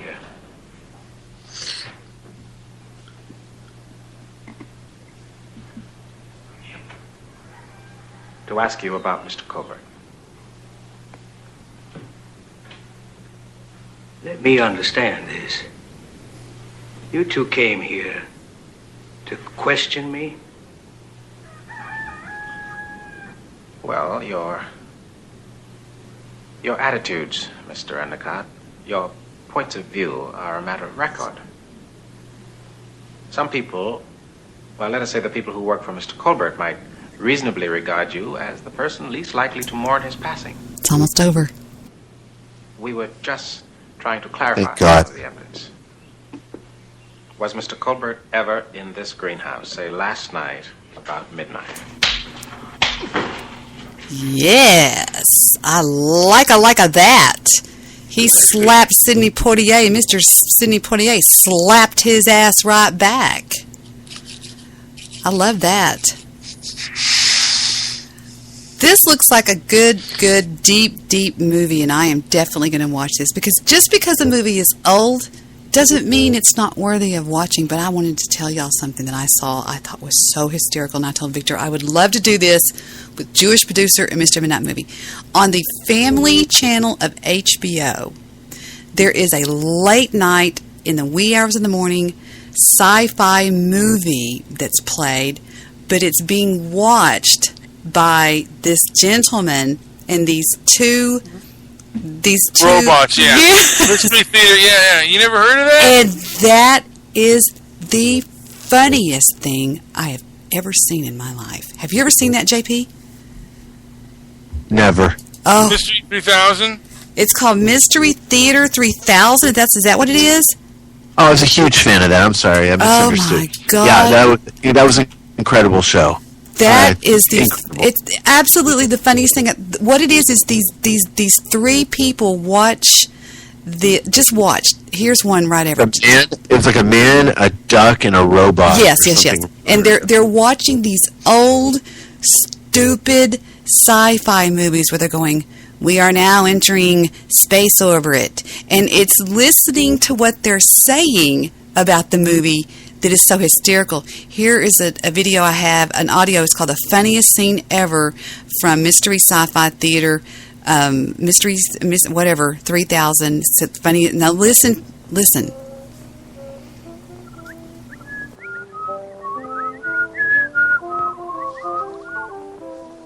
Ah, that's a keeper. Meanwhile, Opie and his therapist go fishing. Son, you and I should really check out the village folk scene. Grandpa, can I go for a walk? All right, but stay close by. Hey, he's a Matryoshka doll. There's 6 more of him inside. Let's see, we'll put this here. No, over there. See, they're sitting and making a really good strategy of not alerting anyone. They sit and make these remarks about these movies, and oh my God, it is just freaking hysterical. It's hysterical. And they do there's this old 1950s film called What to Do on a Date, and they watched it together, and to listen to what they say reminded me so much, and Victor too, of stuff Mr. Midnight Movie and Jewish Producers say, just real smart ass things. But the thing about it is you see them like you're in a theater behind them. You see their heads, and right. You never see their face. Well, you do see their faces at the commercial breaks. But one thing that's interesting too, there's a lot of those on cable. There's a lot of late night programs where they have a guy. Did you ever see Elvira, Princess of Darkness? I've heard of it, but I don't think I've ever seen it. Do people watch that too, or something? I think that was a local, like an LA phenomenon. Yeah. But there's 3D television. There's very few really good personalities that actually get to do those. I don't know why, but if you see a lot, there's some on cable now. Even I've seen a couple of them, and they're just the humor is terrible, and they're it seems like they're very limited in what they can say. This is funny. I mean, Jewish producer. I was laughing out loud, and I don't do that often. But would be rolling, just watching the these back in the guys day. are freaking hysterical. They still show this. It's called MST3K, which it was MST3, which is mystery. When they did their last movie, that was actually news. It was like a big deal when they were leaving the air. They still know. show the repeats. But this one was an outer space movie, and these guys had these big heads and white hair, and they go, "Oh, look, it's Kenny Roger." I mean, just listening to their voice, what they say is so smart-ass. But they were watching this thing, like I said, this old PSA from 1950-something called What to Do on a Date. And here's what they said.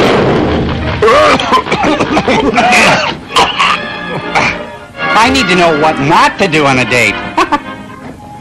Does she have a PhD in dating? Oh, no, I know. This is like having your mom tell you about sex. These two are on a date? No. This is a story about what to do on a date. Goofus and Gallant? It begins one early summer afternoon. It begins with Jeff. Good one, Jeff. And Kay. And a human ear.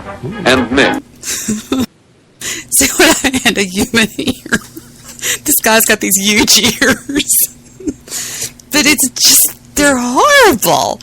Oh my God. I'm going to test my blood glucose right now on the air. Do it. Oh, good. Live. All right, hold on. Do you still squeal when you prick your finger? You prick? Just a reminder to everybody out there, earlier was at 400, I think. God, no, that's dangerous, Mr. Midnight Movie. That's not funny. What? I'm just laughing. Oh, I could just hear Mr. Jewish producer. I hate to say Mr. What is it? Here comes the prick. Fuck, I hate this shit. I heard that. Ouch! I hate that. Ugh! Can you hear that thing go click? That hurts. There we go. Here's the oh shit! I gotta turn this fucker on. Come on, get the blood out. I don't want to do this shit again. Ugh. All right, I'm scraping. Here we go. I'm scraping my finger. Here we go. Drum roll.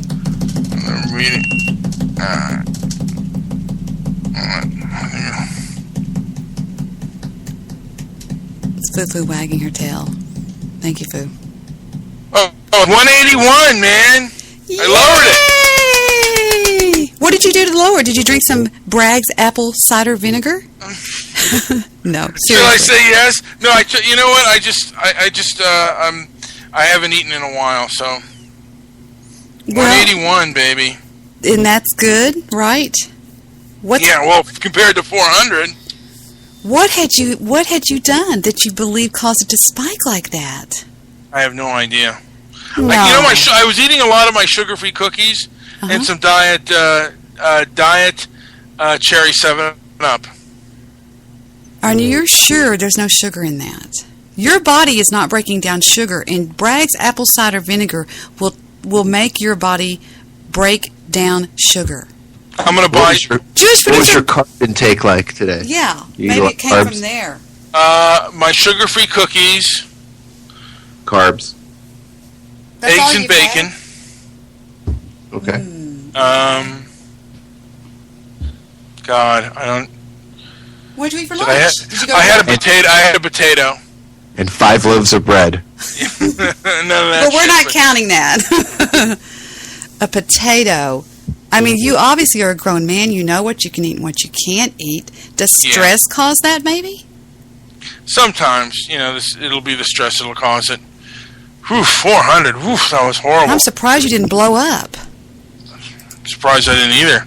Well, died right then and there. Jewish producer, I will send you the money, the whole $6, if you will go get this schmuck, the Bragg's apple cider. It costs $5.69 at your local health food store. Take it over there. Whatever. Yeah, go buy some. A bottle will last you a long time. Yeah, I'm going to buy some. I'll buy some. I know where you live, so I am going to Google and find out where it's at, and I'm going to call you on your cell phone tomorrow morning and say, you have no reason not to go do this.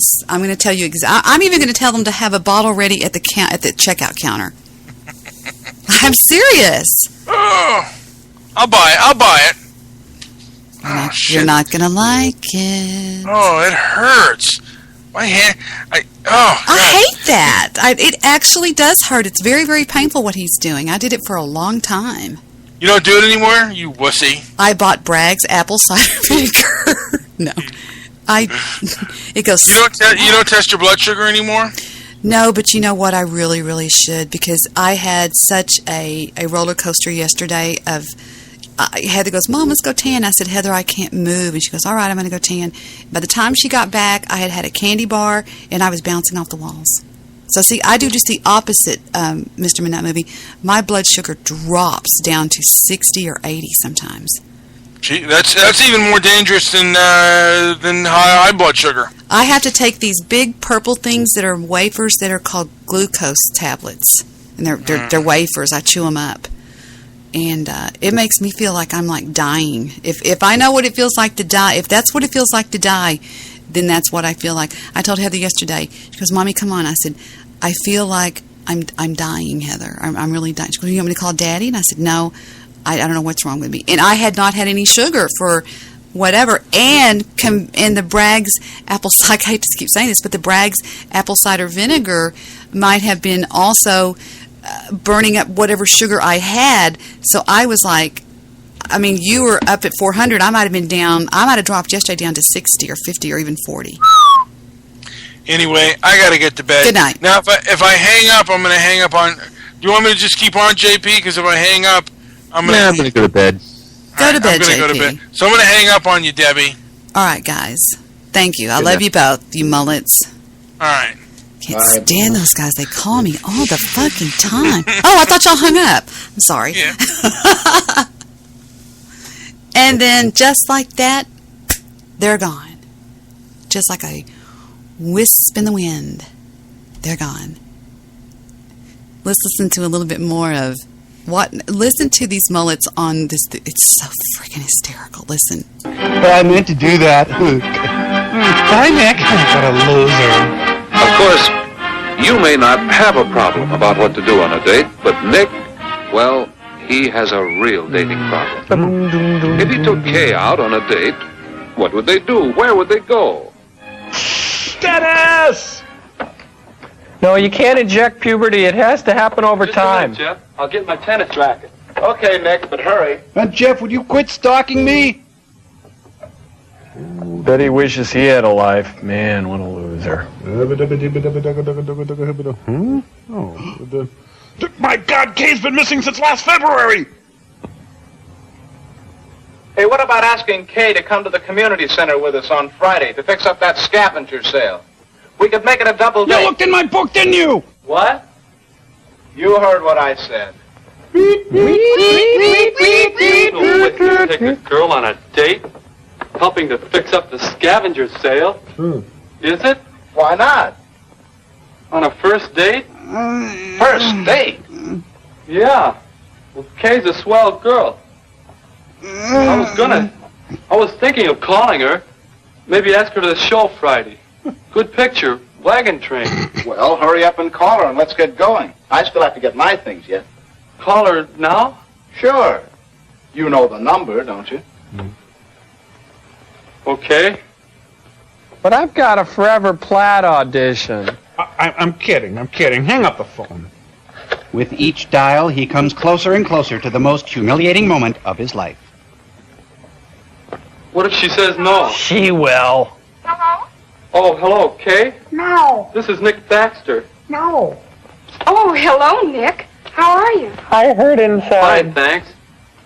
Say, Kay, next Friday, would you like to see Wagon Train at the movies? I didn't think so. Oh, Bye. I'm sorry, Nick. I suppose you've got your mind made up to see it? You've seen it? She's already seen it. Hang up. Well, ask her about the scavenger sale. Go ahead. Kay, you wouldn't want to help get the scavenger sale ready at the community center Would you? How many ways can I say no? Oh, I've been hearing about that. Yes, I'd like to very much. Is it okay if I bring my boyfriend Dave? You would? All right. I'll call for you then. About 7? Bye. I better change my pants. I sure didn't think she'd go to a place like that for a date. With a loser like me. Where's my racket? I should spank myself. Oh, ready? You know, you better think some more, fellow, about what to do on a date. She said yes, okay? You think you'll have a good time? What do you suppose I'll have to do? You know who else?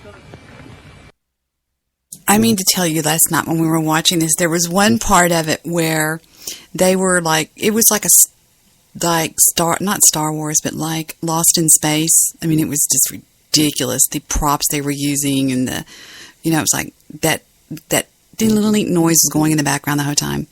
And there was one part when they go on break, which is what they're fixing to do right now.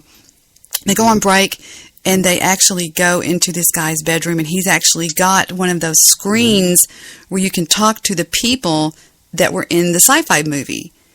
And they push the button, and sure enough, the guy comes on and goes, "Hey there, what are you doing?" And he starts talking to him, and then all of a sudden the head guy of the spaceship chimes in, and he goes, "Oh, Auntie M. And it was just like the scene from Wizard of Oz when she was looking into that great big crystal ball, and she was talking to Aunt. She goes, "I miss you, Auntie M." And all of a sudden the witch goes, "Oh, Auntie M. Just, I don't know. I wasn't familiar with this. I'd never seen it before. And I mean, it was just really, really funny. I think I can hear Victor out there working on the thing. And here they do things on YouTube. It's called and they call it MST3, which is Mystery Science Theater 3000. And they do, sci-fi movies. They do, just different. I wish I knew which one they were doing the other day. It was hysterical. Home economics. They make fun of things from the 50s and from the 60s. Here's one called "Are You Ready for Marriage?" There's body care and grooming. There's "You're Hired," "The Chicken of Tomorrow," "Design for Dreaming," "To the Moon." There's Aquatic Wizards, The Avengers, Werewolf, Twilight, Space Mutiny. I bet that's the one I watched, Space Mutiny. What About Drinking? And it's all MST3 where they sit and watch them. And maybe the ones I showed you weren't that funny, but it's really, really funny. And if you catch a good one, especially when they're doing the sci-fi, I think that's hysterical. Really funny stuff. A Day at the Fair. Are you kidding me? Can you believe that in our parents' lifetime that things used to be this way? Like they have these PSAs. This one's called "Women Know Your Limits." I mean, this is from, I don't know what year, probably 1950 something, but.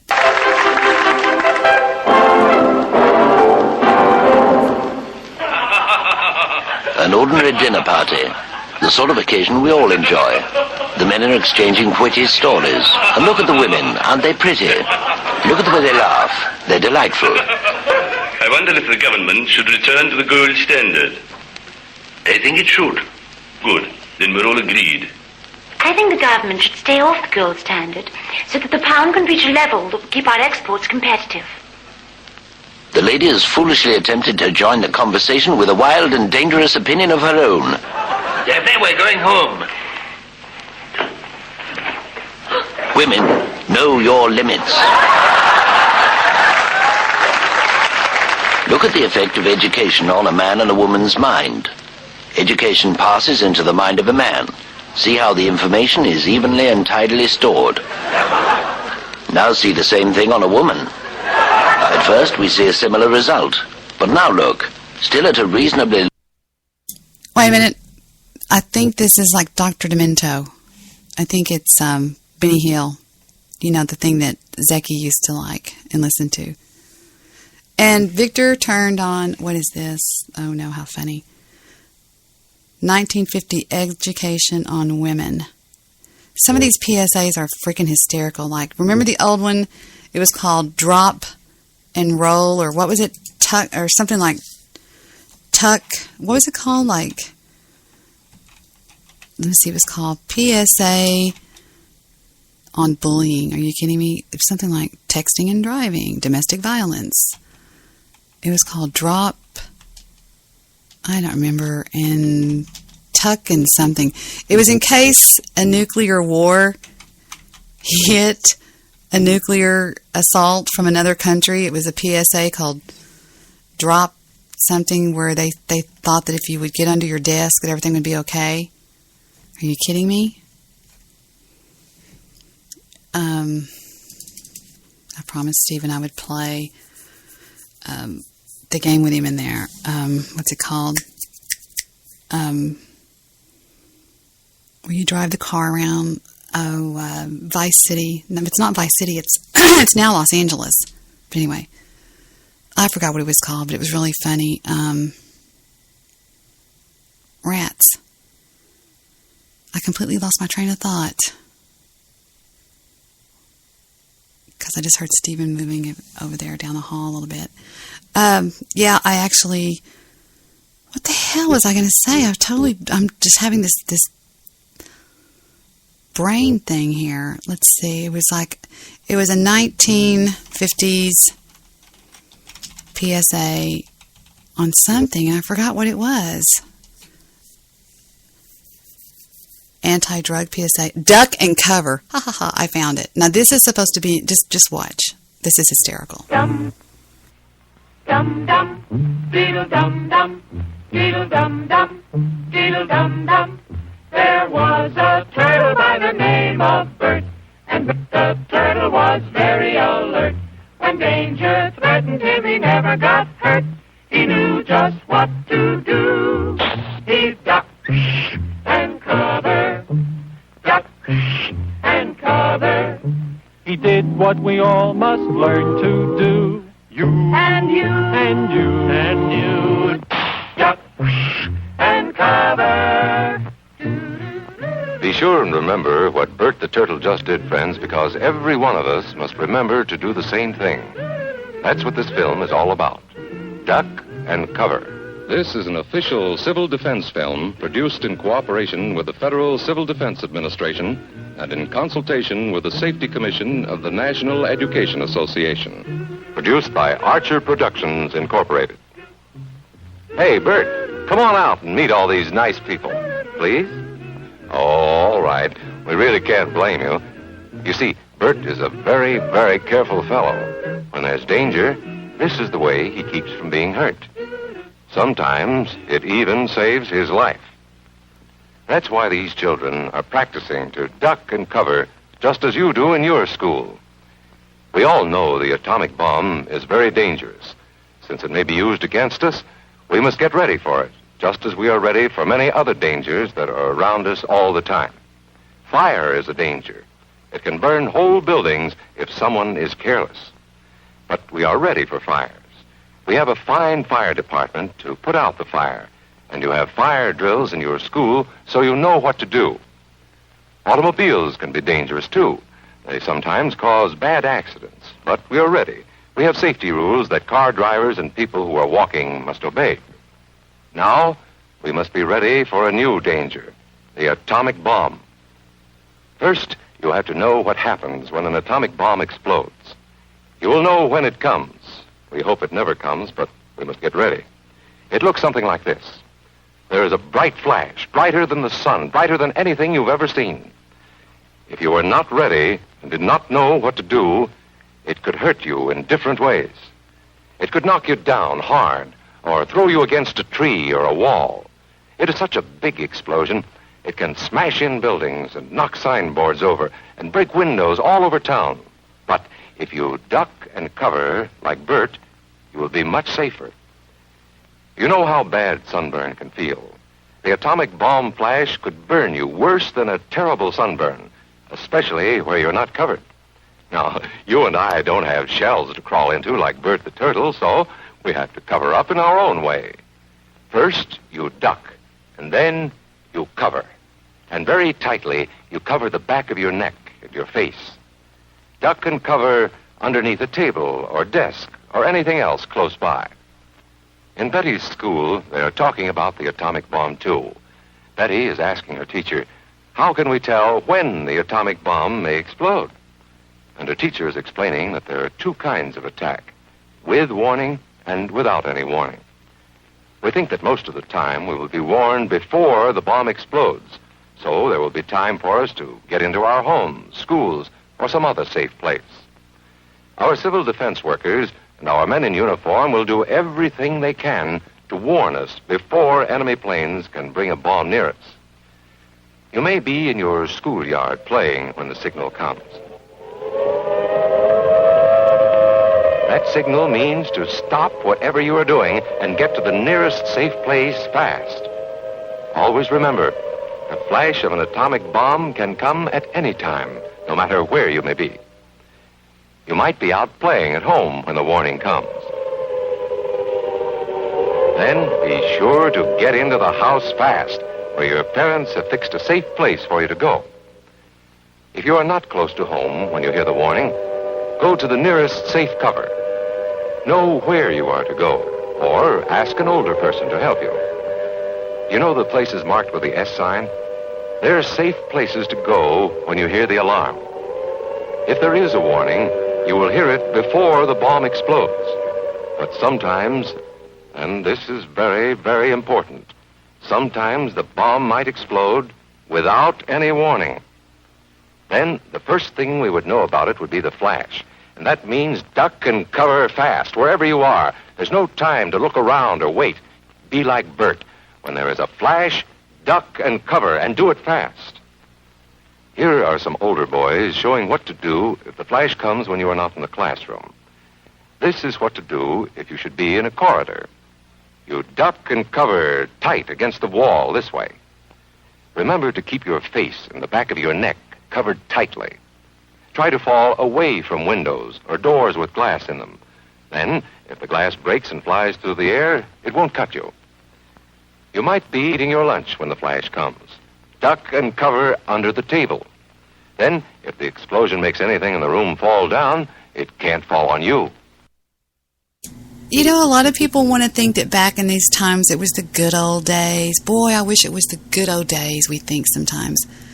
I mean, these people lived in constant fear of, you know, the Cuban Missile Crisis or whatever. You know what I mean? I mean, there were different things, but they lived in constant fear of a nuclear bomb, you know, exploding over the top of their heads. This is real. I mean, this isn't fake. This is not a Saturday Night Live bit. This is actual. These were actually showed to people at schools and stuff. I mean, can you imagine just having this constant, never-ending pit of fear that at any time you could just go poof, like, you know, like a matchstick? I mean, are you kidding?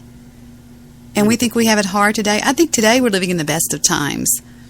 I mean, to talk to somebody, I pick up a little tiny thing that's as big as a credit card, and I push a couple of buttons, and I'm live with them, even if they live in Vietnam. I play spades at night with a partner of mine that's in, not Sweden, but,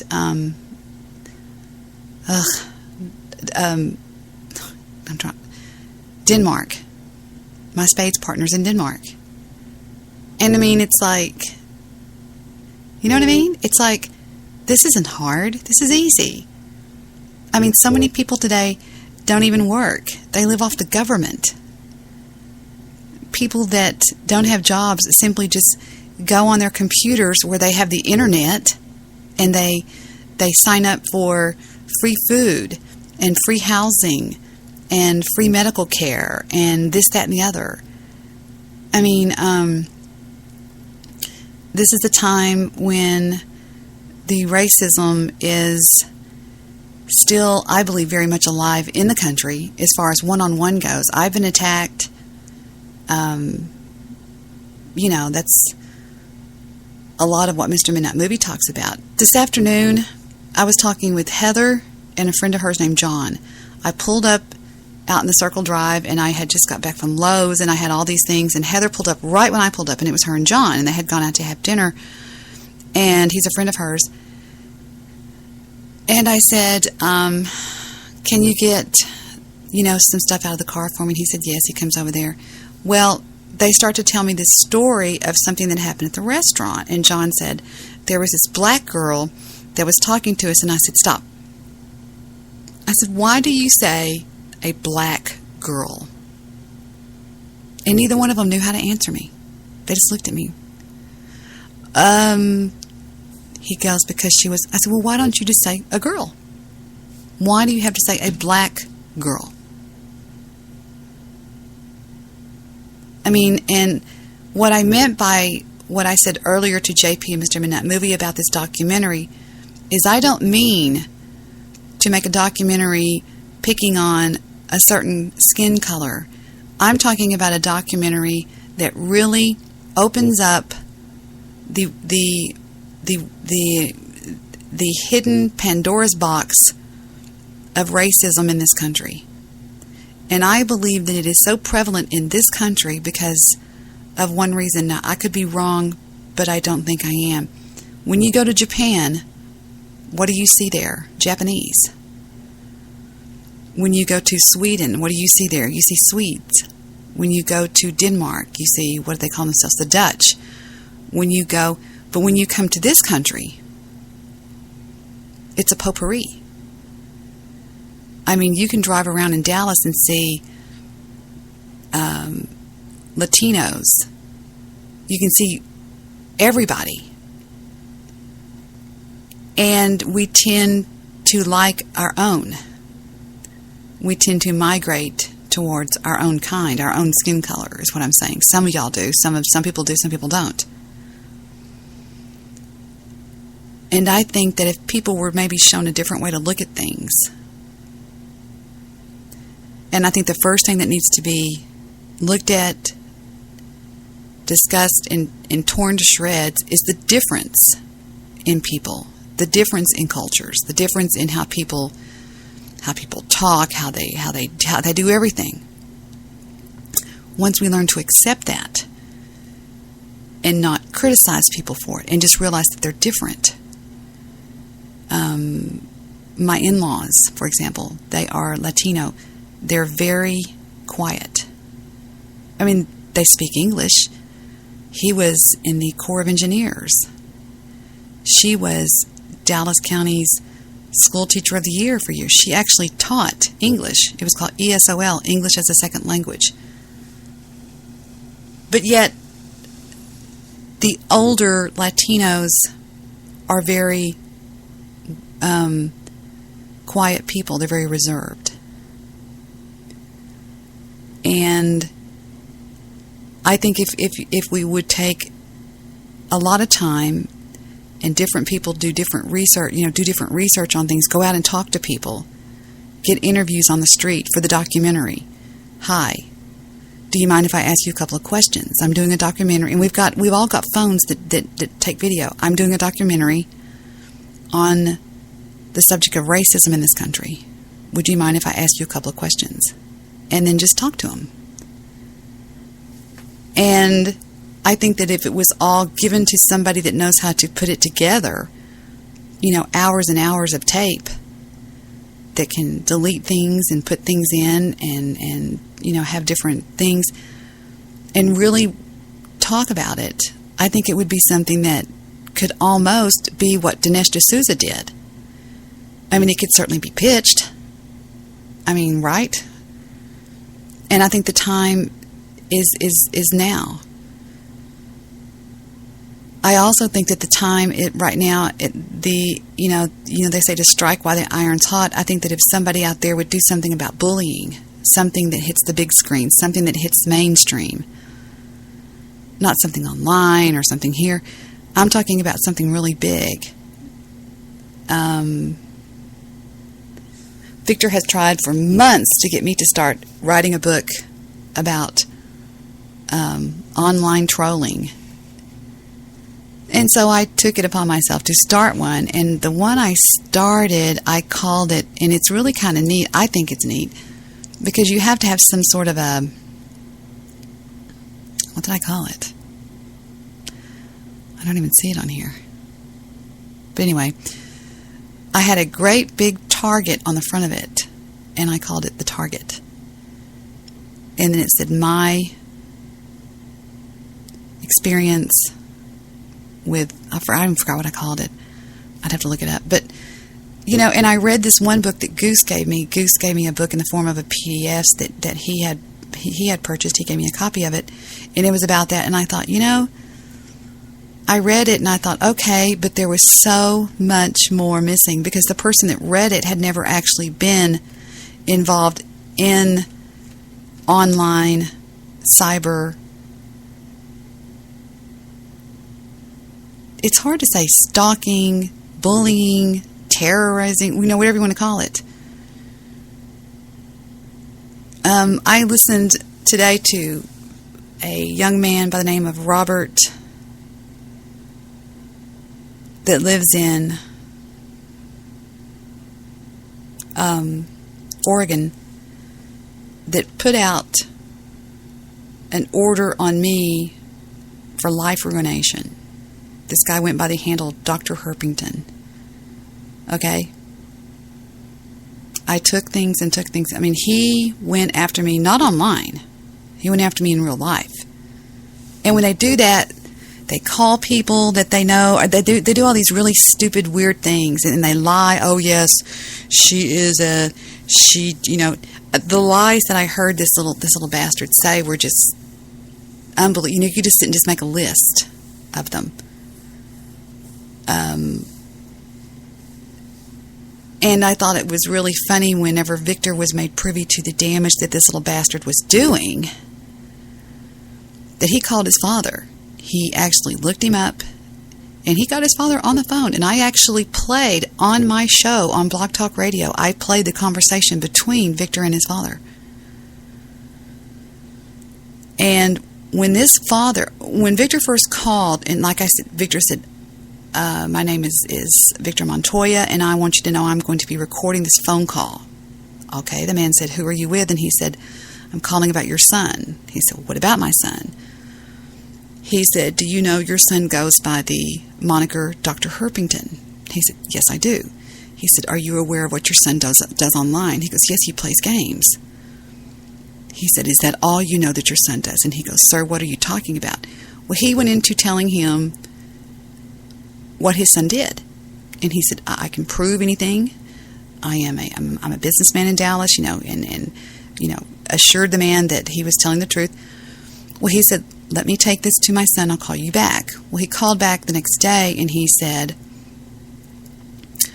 when I received your email, I went through the things that you sent me, which were screenshots of chat logs and screenshots of the order. It was called an order for life ruination. He actually put it out. It's on this other computer of mine. It's called, of course, all I can get to is my iTunes, because I don't have the computer actually hooked up. I've just got my iTunes hooked up.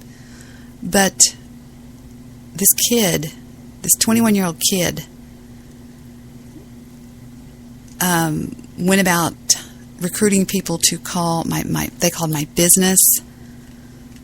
They did things you just wouldn't believe, this kid. And when his father found out about it, he went through the ceiling. He called his brother, which was his uncle, got him involved. He drove him for 700 miles round trip to see the family psychiatrist, who spent 3 hours one day with him. And I said, why is he doing this? He goes, the doctor looked at him and said, why do you hate this woman? And he goes, I don't know, I just do. He said, well, son, did she do something to you? And he said, nope, I just do. And when he called Victor back the next time he called, Victor was at work. Oh, excuse me. He called Victor at work, and Victor didn't record the call, but Victor said that he told him that he was apologizing for the whole family. And he goes, look, you don't need to apologize to me. You need to call Debbie. So he called my cell phone. I wasn't at home, but I remember talking to him, and he said, I am sorry. My entire family has been, just wrecked over this. And my son will not be on the internet for quite a while. We have taken away his computer. We have called the internet service off and all this kind of stuff. And he disappeared. He was gone. And the reason I'm reminded of this is I had taken, and I've got a pretty big threshold for stuff. You've got to give me that. And then I thought, this is crazy. I mean, he was involving himself in every aspect of my life, and I don't know who this little bastard thought he was. And the bottom line was, I could either, for $20,000, he was going to quote unquote stop, or I could get off the internet. And I thought to myself, who the hell is this person to tell me what to do? Who the hell is he? And it just fueled me more, to go on and do what I did. And I'm not the least bit sorry for what I did. The least bit. I mean, the lies this kid told, it was as if he lived in a make-believe world. It was as if I believed that glass of iced tea was alive. The lies that he would say.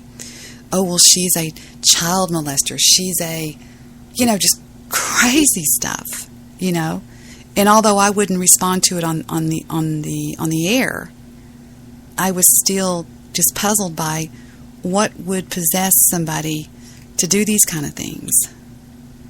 Because I consider myself to be somewhat of a jokester myself, I can cut up with the most, I can make fun of people and laugh, and I've certainly got a sense of humor. I'm fairly intelligent. I'm not more intelligent than anybody I know, but I can hold my own.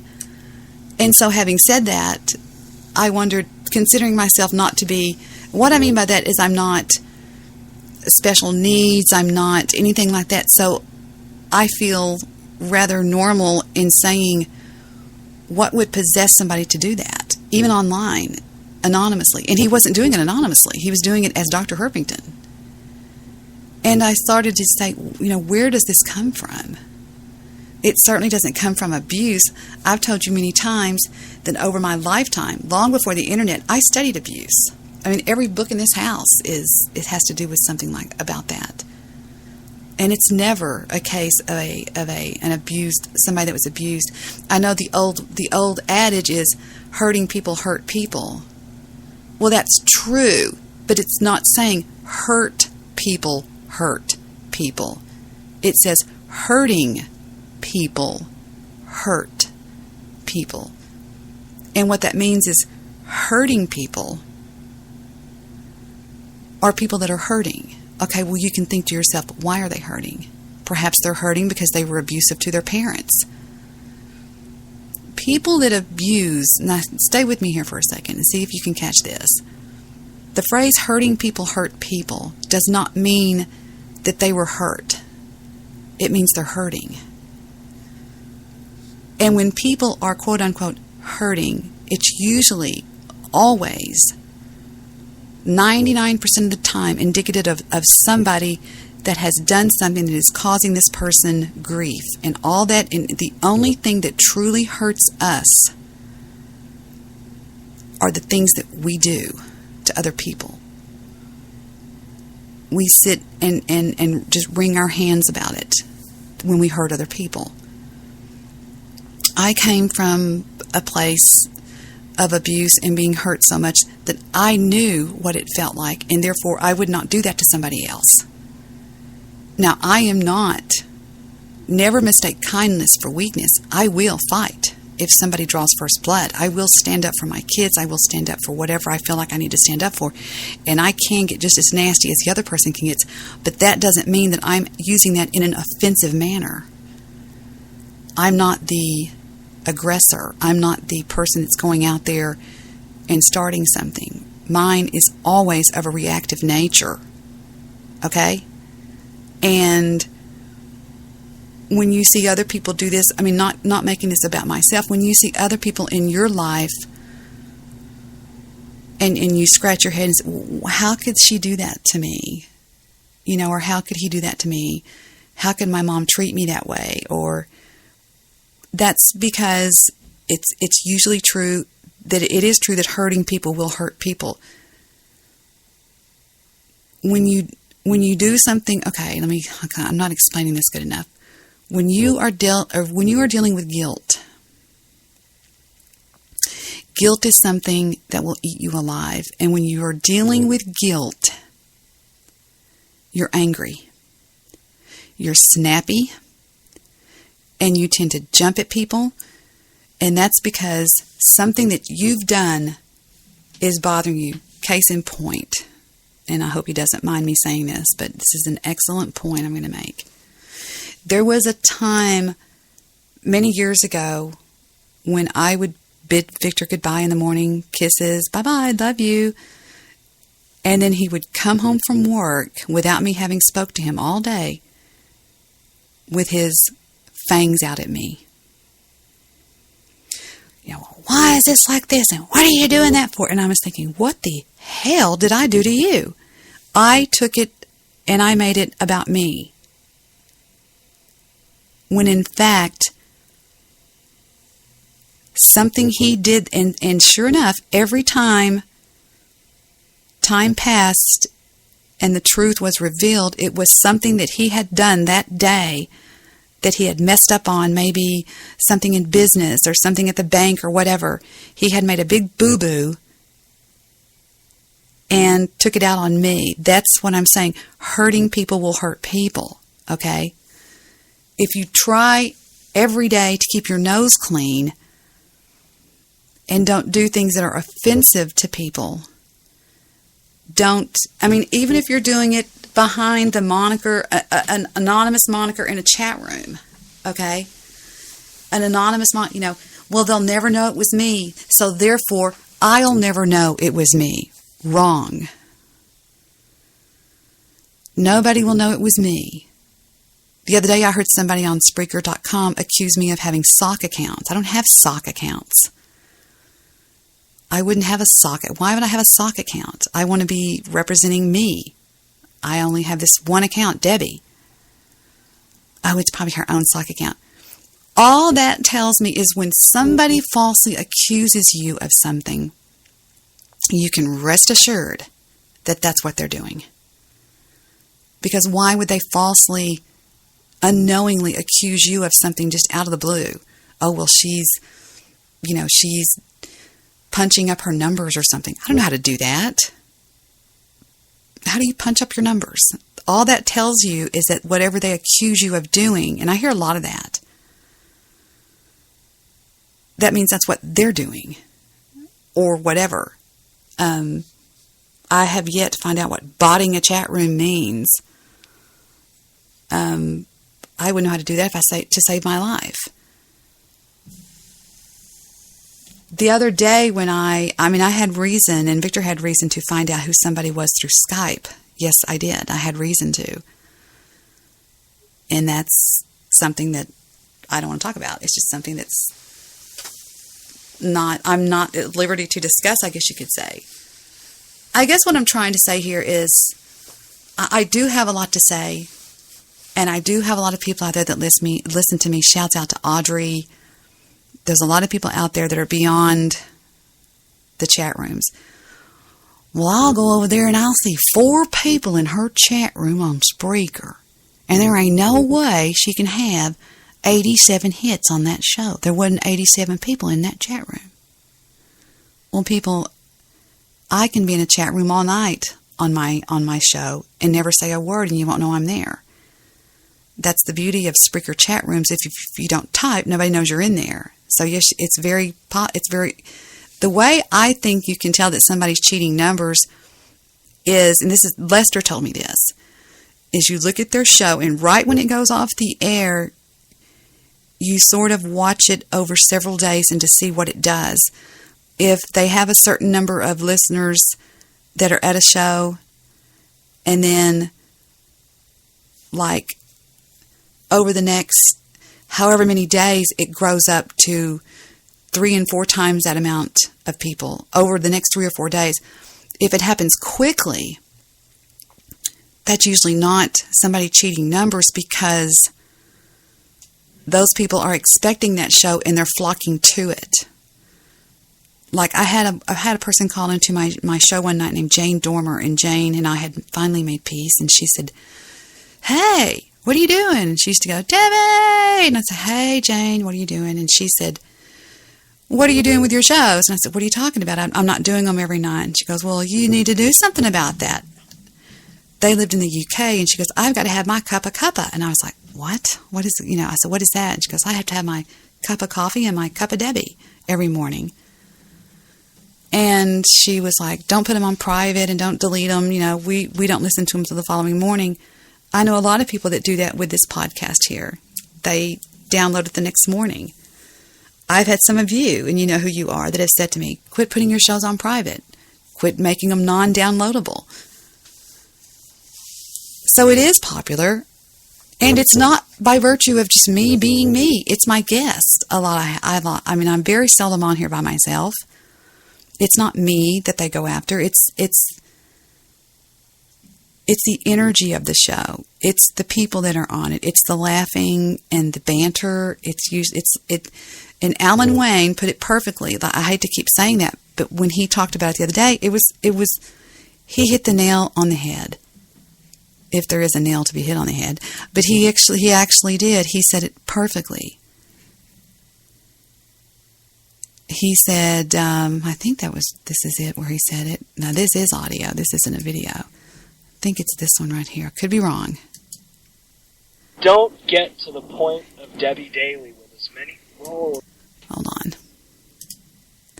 Do-do-do. Hold on. Do-do-do-do. Boink, boink, boink, boink, boink, boink, boink, boink, boink.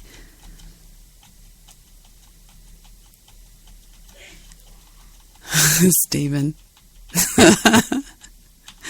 Heather laughs her ass off at Stephen when he sneezes real loud. Okay, let's see if this is where we're at here. Okay, let's try this again. Debbie Daly. Okay. You don't get to the point or to the level of Debbie Daly without having some sort of measurable talent. You don't get to the point of Debbie Daly with as many followers and as many listens, well over 60,000, in her short time here on Spreaker. I don't know if y'all can hear it. It's kind of choppy, even where I'm sitting. Let me see if I can... Hold on. Oh, here it is. It's a little bit thicker over here. Hold on. Through this. Debbie Daly is a long-time podcaster with a background in Blog Talk Radio and various other venues. I've done my research. She's been around a while. She has a show that is current events and somewhat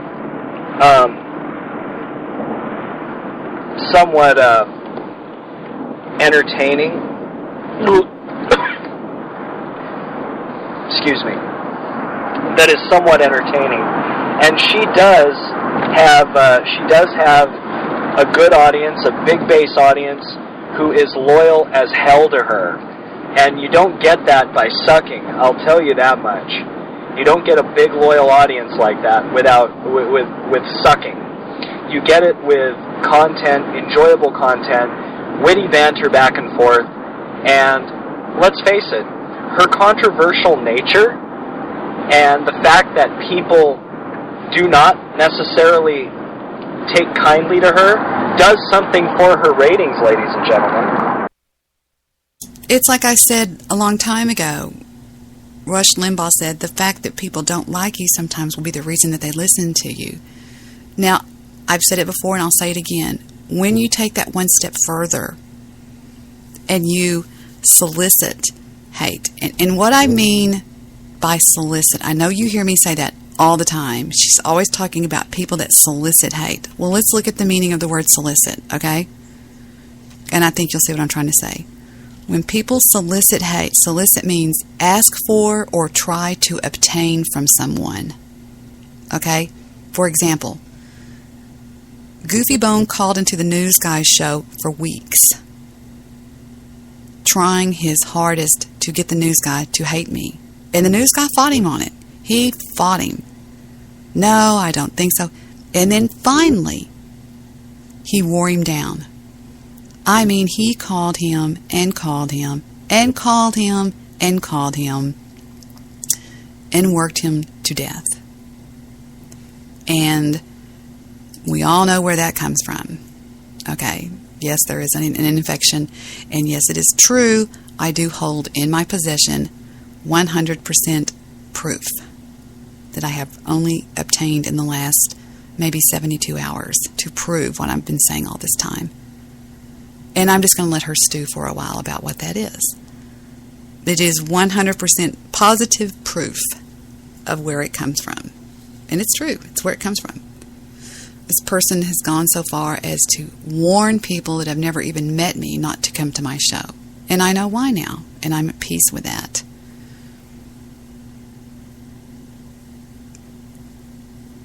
But they actually, I mean, that is not a dislike of me. For example, there are people that I don't like. I can't imagine listening to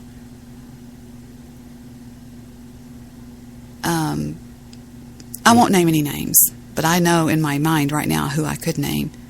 So I don't listen to them. And what I mean, if these people truly, quote unquote, don't like me, why are they constantly listening to me? The reason why is not for lulz. They're not getting lulz off of a lulz cow. I know exactly what a lulz cow is. These people aren't trolling me. They're not gaining lulz off me. They're not calling in and getting wild, snappy responses out of me. They're not causing me to rage and you done goofed and anything like that. They're not getting any of that. They are attracted to me because of a bizarre fascination. Okay? That is not, well, I don't like her. I don't like her. No, that's not liking somebody is what I do. When I don't like you, I don't listen to you. Either you bore me to death, or what you say is so redundant, I could listen to one show and the next show and the next show is going to be the same thing. What I'm saying is the hate I hear around here, like for example, there's this huge fat man named Shillbilly. Guy weighs something upwards to 400 some odd pounds or something. Can't stand me. Talks about me like I killed his family or something. Like I was the Hitler to his concentration camp. I mean, you would think, and nobody, and I guarantee you, if you were to say, why don't you like her? Well, because she's a narcissist. Okay. Then move on. If you think I'm a narcissist, then thank you, and move on. I mean, but the obsession with the constant listening and that's not normal dislike. There's a line of normalcy that people stay on. And to go above that and beyond that, that's not normal. You've gone way off. You're actually saying, hey, if you go around a girl named Debbie Daly, then she's gonna put you through the revolving door of friendship. I mean, that is a little person that is scared to death that they're going to lose a quote-unquote listener to this podcast. That they're going to come over here, listen to this podcast, and think, well, they suck, and they're going to stay here and not listen to them.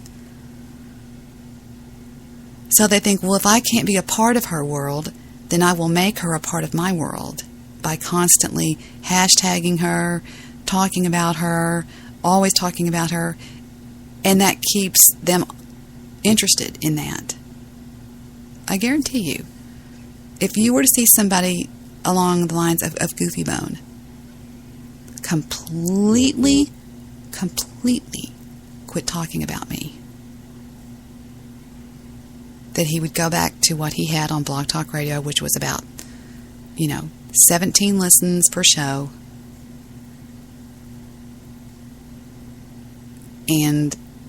But now he can't even allude to me in some fake name or whatever.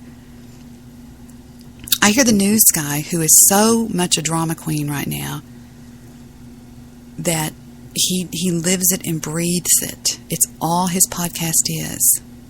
He's got pictures of me that he spends hours doing. He's got me as his big banner on his show. Proud to show what Debbie Daly actually said about him, which has been deleted for months. He wears it like a crown of glory, hashtag Debbie Daly, hashtag, And if you don't think that we, meaning Vic and I, know what's going on, you're wrong.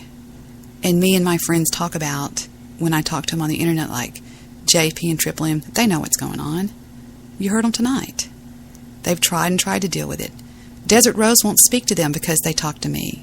How fucked up is that? Who's fucked up, me or her? Are you kidding me? That's hysterical. And, there was a guy on here that hated me so bad that he wanted so bad to prove that I was quote-unquote poor. He actually paid, swear to God, out of his billfold or out of his credit card, he paid a private investigator to follow my daughter and her baby. Literally, physically, in life, follow them. That's how obsessed people get. Now, I don't know. I know that Bathtub Girl has said for months that I did the same thing with this troll named Moxie. It was a joke, for God's sake. It was a joke. You actually think that I would pay money to have somebody follow a troll around like her? Vince in the Bay had given me a video that he shot of her, which she got pissed off about because it showed her in real life, and that's one of her biggest fears. And I talked about it one night, and I said, you need to keep that mask on. Because she had been hounding me for months.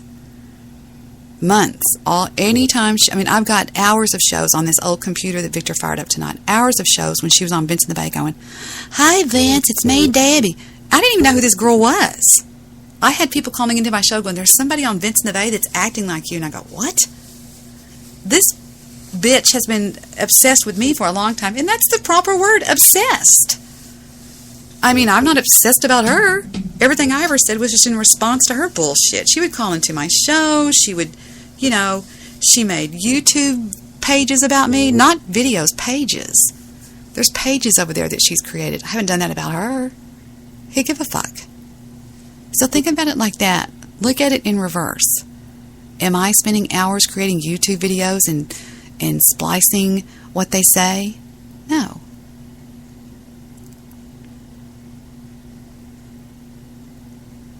They are with me. And it's not to get a reaction because I've never reacted to it. I think it's kind of weird. Whatever. So, there you go. I was just trying to kill some time because I don't take sleeping pills. I don't take any drugs. None. I thought it was funny. She's a drug addict. Just whatever. But this will be the last time on this particular show. Now, I have different shows. I have an iHeartRadio show that I'm fixing to pick back up and start talking on again. It's called What's Cooking, and I'm going to change that to not only cooking, but just what's cooking, what's up.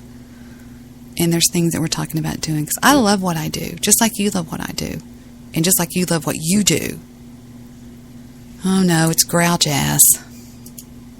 What?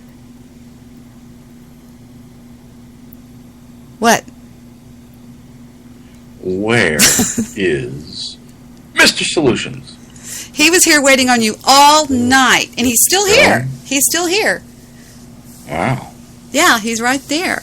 And I was so enthralled with y'all's talk the other night. He wanted to talk to you more, but see, my add people is... Wait a minute, it's working. Hold on, let me see if I can add him back. He was preparing for a case that he had in the morning. Let me see if I can add him, and if I can't... I can add somebody! Of course you can. It's Skype, not Dixie Cups. What do you mean, Dixie Cups? Dixie Cups with a string between them. It's not Dixie Cups, it's Skype. Mr. Solution, did he answer? No, it's still ringing. Answer your phone, Mr. Solution, on Skype. Hold on, I got to get up and go across the room. There he is, Mr. Solution. Why do you have to go across the room? Because he's listening through his radio, to his internet, to his speakers, to the show. Did he? I see. I know he's still there because he's still online, and when he's not there... I had a horrible experience today at a fine dining restaurant. And? You'll get this. I ordered chicken fingers. They won't... I ordered chicken fingers. Mm-hmm. Chicken fingers. Why do we call them chicken fingers? They're not chicken fingers. I've often I don't know where they are. I'm afraid I'm going to find them when they start rotting somewhere. Oh, dear. They disappeared. But I ordered chicken fingers only because it would have cost the same for French fries at this place, or French fries and chicken fingers. It was $8. $8 for chicken fingers and French fries, and all they had was ketchup. I said, "Well, who dips chicken in ketchup?" Oh, no gravy? I said to her, "Do you have any mayonnaise?" "Oh, no, we don't provide any other dipping sauces." I said, "Why don't you go find some mayonnaise and some mustard, and we'll make a little Dijon." She says, "Oh, I'm sure there's no mayonnaise." Now, what in the hell kind of kitchen doesn't have mayonnaise in it? Are you kidding? She was lying. She was lying. She was I won't say it on your show, but I'm going to think. Oh, wait. Before you finish, listen to this. I sent the kids the other night to a restaurant to get Mexican food. I said, I want cheese enchiladas. They come back. Can you send the kids out to get Mexicans? Absolutely, I can on the corner of I know where it's at. Because wouldn't it be better to just get some Mexicans and have them prepare the food for you, and then it would be authentic? I just had to go to my mother-in-law's house. But anyway, listen. I said, go and I want cheese enchiladas with beans and rice. Blah blah blah blah. They come back. They said, "Mom, they didn't have it. All they had was chicken. So here you go." I said, "You couldn't tell them to hold the chicken out of the enchilada?" No, she wouldn't do that. I said, "Stop, Heather. You mean to tell me that she said, no, we don't do that?" She could make the chicken enchiladas, but not the cheese enchiladas, which all the cheese enchiladas are, Jew, is minus the chicken. Anyway, just throwing that out there. Idiots. I'm reaching in my fag bag. Your Manny pack? Yes. I'll tell you, you know what? I love it. I'm never carrying anything in my pockets again. I bet you carry a lot. I bet you carry Blistex and Carmex and a little... No, I'm not a woman. I have my firearm. I have some ammunition in case I need to reload. Reload. I have... Reload. Well, maybe I should carry a second gun because it's really a New York reload. You could carry bullets strapped across the front of you, just like the Mexican. No. I know what you're saying, though. Yeah, I carry extra ammunition too. So, I have a pen and pencil, pad. So that when you're out and you see a crime, you can start taking notes. I love you. My Nexus tablet. An extra battery, cable for the battery. Water? Well, hold on. No. It's not that big of a bag. It's a The Manny pack. It's a very stylish bag. Glasses for reading. Some Groupons, because I haven't put them in the glove compartment yet. My wallet. Nothing else in there. You better hope you never lose that bitch. It's that's on my mind. You can believe that. How is it attached to your person? Well, it's not always attached to my person. Sometimes I'll put it next to me. A lot of times I'll just put it on the chair so I can feel it. When we sit down at a restaurant, I carry a Louis Vuitton. I've always carried a Louis Vuitton. Victor takes his foot and puts it through the handle of it and makes sure that he's got his... A Louis Vuitton? A Louis Vuitton bag. What is that? One of the upper end bags that have a lifetime warranty. Oh. Yeah. Mine comes from the, what's that leather place? Wilson's Leather. I got a good deal on it, too. It's only $60. All right, here you go. This is a $97.50 meal for two. Well, three if you count the boy. Damn. Okay. Bacon scallops. 3 bacon scallops for $12. No. With strawberries. No cream, no real sauce, just a sort of strawberry chutney. Now, I don't know, strawberries, scallops, and bacon. Yes. How do they prepare the scallops? They wrapped the bacon around them and did what? Fried them in a skillet.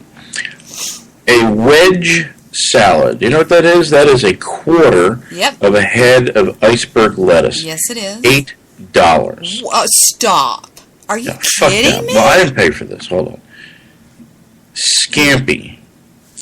The scampi was promised that there were big chunks of, big things of fish, some lobster, all sorts of things to entice the palate. Was the shrimp deveined? You know what? I don't know. I didn't eat the scampi. I made a better choice. My dining partner, a client, hated the scampi. He said it was so salty that his legs would probably swell up in the morning. A pork chop for $26. It was a pretty good pork chop. And it was wrapped in bacon. It was well done. And it was well executed. It was a good pork chop. But it came with some kind of fancy name for mashed potato, something or other. And I said, what is that? And the waitress said, it's mashed potatoes. I said, well, don't give me bullshit and call it fluffy potatoes Florente. Potatoes Huh? Florente. Yeah, I know what you're saying. Right. So I said, well, what can I get instead of the mashed potatoes? Oh, we don't do substitutions. I said, well, what vegetables do I get? You get string beans. You could have a double order. Well, when it came, the pork chop was fairly large, but the portion of string beans, which were quite good, made me wonder whether it was a double portion. And I even asked her, I said, is that a double portion? She said, oh, yes. I said, so you're telling me that half of that is a normal portion? I said, because I would send you back to go gather what you dropped on the way over. Kids' chicken fingers, which were chicken fingers, or chicken, which was nicely done. It was moist. And French fries. No drink, $8. A berry salad. The berry salad was supposed to have various fruits and whatnot on it, and I was expecting a raspberry vinaigrette, but it came with Italian dressing. And I went looking for the goat cheese, and I even remarked to the waitress, I said, where's the goat cheese? And she literally looked and said, well, there's a couple crumbs of it. I said, well, go find some more crumbs. I said, if I want a goat cheese salad, I want some goat cheese. I don't want to have to look for it, and I don't want to use my glasses to find out where they spilled some. Coffee, $2.50. That was refilled. My boys' Coke, $2.50 for each one. And when she brought the second one, I found out they were charging for each one of them. I asked her, I said, how much ice do you suppose is in that glass? Oh, not very much. I said, well, it looks solid for almost 7/8 of the glass. You don't call that very much? What would you call much? Full? All ice? Is this Find a little popular, spaces is to this pour a some popular, Coke in between? What? Is this a popular restaurant? Yeah, and we had a fantastic meal there maybe 4 months ago. Uh-huh. And I'll tell you what, asked the waitress for napkins, never got them. Asked the waitress for mayonnaise, she never came back and said whether they had it or they didn't have it. She just didn't bring it. Did she come to the table and check for my coffee cup whether it was empty? No, I had to tell her it was empty and to bring me another cup. Was her tip mandatory? No, I don't know what tip was left. I think he gave her 15%, which was about $15. But I'll tell you what, this waitress didn't give $15 worth of service. But here's the part that gets me, and I just don't understand this. The restaurant, why would they let food leave the kitchen in the shape that it's in? In other words, wouldn't you be embarrassed to charge $12 for a appetizer, which I always find that an appetizer is the worst deal on the menu, other than some of these stupid drinks. But it's the worst deal because you're better off getting an entree and splitting it among the people. Because then you can taste something else, and you can say if you've got that pork chop could have served 4 people as an appetizer. And it would have been, instead of everybody getting a $12 appetizer, which, I don't know, I'm sorry, but $8 for a wedge of iceberg lettuce. That's insulting. Because you can't make a dressing good enough to drown the sorrows of that particular wedge of iceberg lettuce. It's not even romaine. It's not even that red leafy stuff. The stuff that's really good for you. She did bring me heavy cream for my coffee, but I just very bad service. And when asked about something, it was like, oh, well, that's just the way we do it. No apologies, no anything, no, hey, can we get you dessert? That would have gone a long way if they had done that, but they didn't even do that. And my client asked me, he said, he didn't know how to do it. He said, will you promise me that you will slam them on Yelp? I said, well, not only will I slam them on Yelp, but I'll slam them on Google as well. Fuck them. Well, what's their name? Well, you're never gonna. It's in a town near where I live, and it's buried in the back of nowhere. And don't tell us because you want to do something anonymous, and the trolls will hear it, and they will call and say, "Don't ever do the one angry Jew again." Yeah, no. No, everybody knows why. Who gives a shit? Right.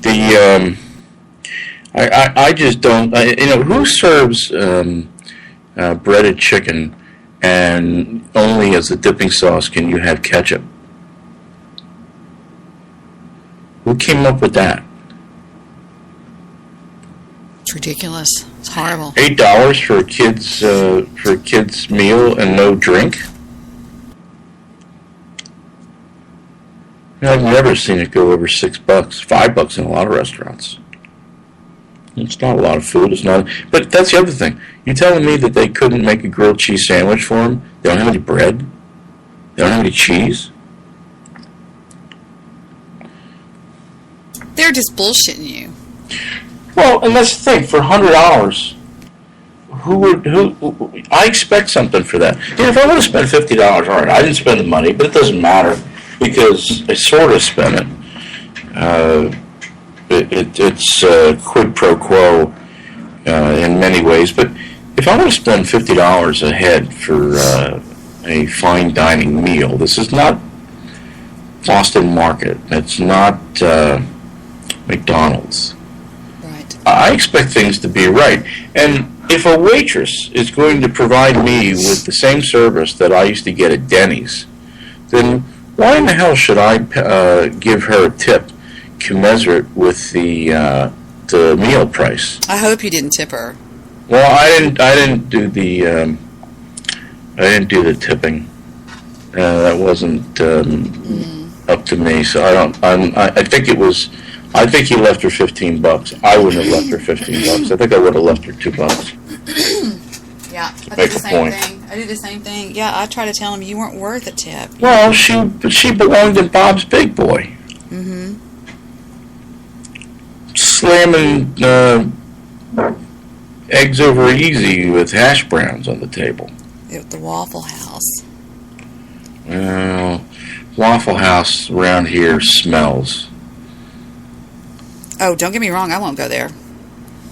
Won't go there because it smells? It's nasty. Could smell like waffles, but it doesn't. It smells like old ass. Ugh, it's nasty. Have you ever heard of a place in New York, I think, where it's a place where you get pizza or whatever, and they yell at you real bad? They yell at you really loud? No. It's ran by somebody. Sounds like my childhood home, though, so maybe I'll go visit.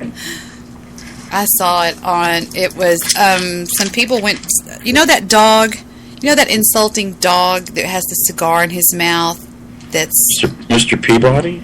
No, it's a puppet, a hand puppet, and it used to be pretty common on, late night talk shows. What kind of a place are you eating? I don't know. I can't think of what his damn name is. There's a dog that insults people. He insulted people at the awards. He's a puppet, a dog puppet, a mean. No, not a real dog. No. Oh, because that was my restaurant. I'd have an incontinent beagle go around and just pee on the end of the table all night. Reminds me of the. What's his name? No, that reminds me of the character that I used to taunt old Benjamin Solomon with. Triumph the dog. And he goes to this... Triumph the dog? Triumph, like the car. Listen to him go to this... Never heard of that. Listen to him go to this hot dog place in Chicago called the Wiener Circle. Check it out, listen. Yeah. It's funny. All right, I might laugh. We'll see.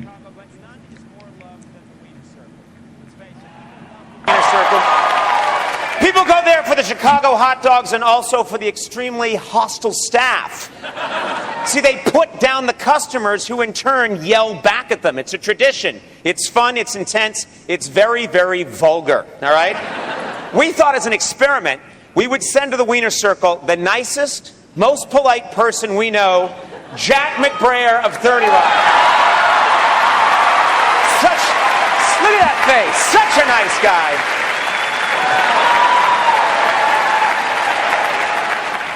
We wanted to see how Jack would handle this incredibly abusive environment. Here now is his report. What the hell you want to eat? Get in line. Let's go, Nick. Who needs the order now. Get the out. What's your midget at? $35 plus my tip. Help us get out welfare. Step up, you gang. Hey, Conan. I'm here right outside the Wiener Circle. Thanks so much for sending me here. I'm real excited. I've heard great things, and it looks like there's a lot going on in there. So come on, let's go check it out. Why are you yelling at me? It's not even done. Why are you leaving? Why are you crying? Next hungry bitch in line, step up. What you want? I don't know the difference between a Vienna Red Hot and a char dog. One char dog, one cheddar burger. I'm letting you know, I just want a hot dog. Do you want a char or steak? You slow one. I would like a regular char dog. And mustard and ketchup, please. I forwarded you the video. It's really funny to watch, and I would love to see you at this place. I would love to see you one day fly Jonathan and go to the Wiener Circle and video. We're going to Washington, D.C. You are? Good. Yep. For what? This was $134, Victor. Anyway, why are you going to the D.C.? Get the boy his Thai passport. Uh-oh. You're really going to do this? He's a Thai citizen. Well, he still needs a passport, though. Yeah, you're right. Well, I got to get his U.S. passport renewed, but I want him to have the Thai passport as well. I like options. Watch this YouTube video. And then we're going to meet friends of mine. They're coming up from Miami. And we're going to spend the weekend doing museums and D.C. type of things. Does he like to fly? No, I don't know. What do you mean to fly? Fly in an airplane. I'm a pilot. Oh, you're going to fly? No, I'm going to take the Amtrak. Well, I did not know that, bossy bitch. You're so mean and... Yes. I was going to say, if you ever stay at the Four Seasons, no matter where you go to eat, I'll call down for room service at 2 a.m. and they'll say, "What can I make you, Mrs. Montoya?" And I'll be looking at the menu. No. I'm not burning money like that. What do you want? And I'll say, I got a hotel through Travel Zoo. Did you ever see that? Travel Zoo? No. I'm joking. No. No? Negative. Hold on. Let me sip a little bit of Malbec. Hold on. That's good. Travel Zoo has always been putting things in my email about trips, airfare, something or other, and I didn't know if they were good or not. But I went and looked at Priceline first. Victor wants you to come by and take me for a plane ride, so I just thought I'd interrupt and say that. I'm not current. Ugh, well, get current. He goes, I'm not current. I could take you for a plane ride, it just wouldn't be legal. Nobody would rent to me anyway. Victor's cracking up laughing. He doesn't care, he said, fuck it. No, I really want you to come now. And he says to go just a little bit past the halfway mark as far as your gas is before you turn and come back. I'm joking. Well, come back to where? Just land wherever you are. Anyway, so I got a really nice suite hotel for $99 a night. I think that's pretty good for D.C., downtown. Well, actually, not downtown, Georgetown. Did you have pillows? What do you mean pillows? You haven't gone yet. I mean, oh, okay, so you don't know where you're staying, actually. I do know where I'm staying. You haven't been there. Staying Is it 4-star? in a suite hotel in Georgetown. 4-star, 5-star, what? I would say it's at least a 3-star. Well, Holiday Inn's 3-star. Holiday Inn is roughing it gets good. It gets good reviews. It's not a chain, so somewhere down inside there's a Jew, and you're going to have to be a little bit cheap at some point. I'm sure, right? What? What he said? Did you get a good deal? Did you get a good deal? He said. Yeah, $99 a night. I think that's a pretty damn good deal. This restaurant, he gave her $20 for a $4 meal, and she was going to give the change, and the other lady grabbed it out of his hand and put it in the tip jar. She goes, "Bullshit, that's my tip." He goes, "That's $14." She goes, "It was a big tip." On that video I sent you. Oh, okay. I'll look at it. Do you buy Groupons? I do buy Groupons. Mm-hmm. Do you buy Living Social? No. What is that? It's another, that's a whole other Groupon type deal. How about Amazon Local? I love Amazon Local. Well, Amazon Local and Living Social have the same deals. If you open an account on Living Social and you like something you bought on Amazon, you can buy another one on Living Social. Oh, okay. And it's just what, livingsocial.com or what? Exactly. Amazing how easy that is. I'm very brilliant. Living yes, I know. Social. Yeah. Mr. Solution said for me to give you his Skype name. Did y'all hook up on Skype? I have his name. I keep telling him to add me, and he doesn't add me. Mr. Solution, add the Jew. I'll tell him to. Well, what is your name? Because you have these fake names. What's your real name? Well, just tell me on Skype what your real Skype name is. Yeah, I'm going to do that, but I don't have a fake name. It's the one I've been using forever. Okay, but I'm just saying sometimes it changes. Almost forever. Well, as far as forever. You know how you can change your name to something stupid just at the drop of a hat? Well, that's the real one. Right. Is that what it is right now on this account? Yeah, and it looks like that. Yeah, that's what I'm using. All right, I'll tell him right now. I sent him several. He doesn't know how to do that stuff. He's real weird. If he's really a lawyer, I understand. Right, he is. Really behind the curve on that. Please add the Jew. That's why they hire people like me. Okay, I just told him. Oh, here, I'll send him another request. Let's see if I can do that. He is sending you a contact request. I'll send him another one in a couple of I seconds. felt so sorry for Mr. Solution. The very first time he came on Skype with me, I was the first person he Skyped. It was his real name. And I go, Mr. Solution. He goes, yes. I said, you need to make up a fake name. Oh, okay. He is so simple when it comes to Skype. He just can't figure it out. And I never He says the other day, Debbie, apparently when I initiated contact with you by Skype email, the system excluded me from phoning you the normal way. Do you know how I can return to the pre-email stage? I will listen over the air. Thanks. Isn't he cute? I don't understand that. And then he says, Debbie, my machine has issues, or maybe it's me. I'll just listen tonight unless I have a breakthrough. Yeah, Thank that's you. operator error. He is so cute. Oh, he's so funny. Debbie, last night the show was phenomenal. I opined that part of the credit... What was it about? Now, listen what he says. I opined that part of the credit would be attributed to the one angry. However, you were quite courageous yourself.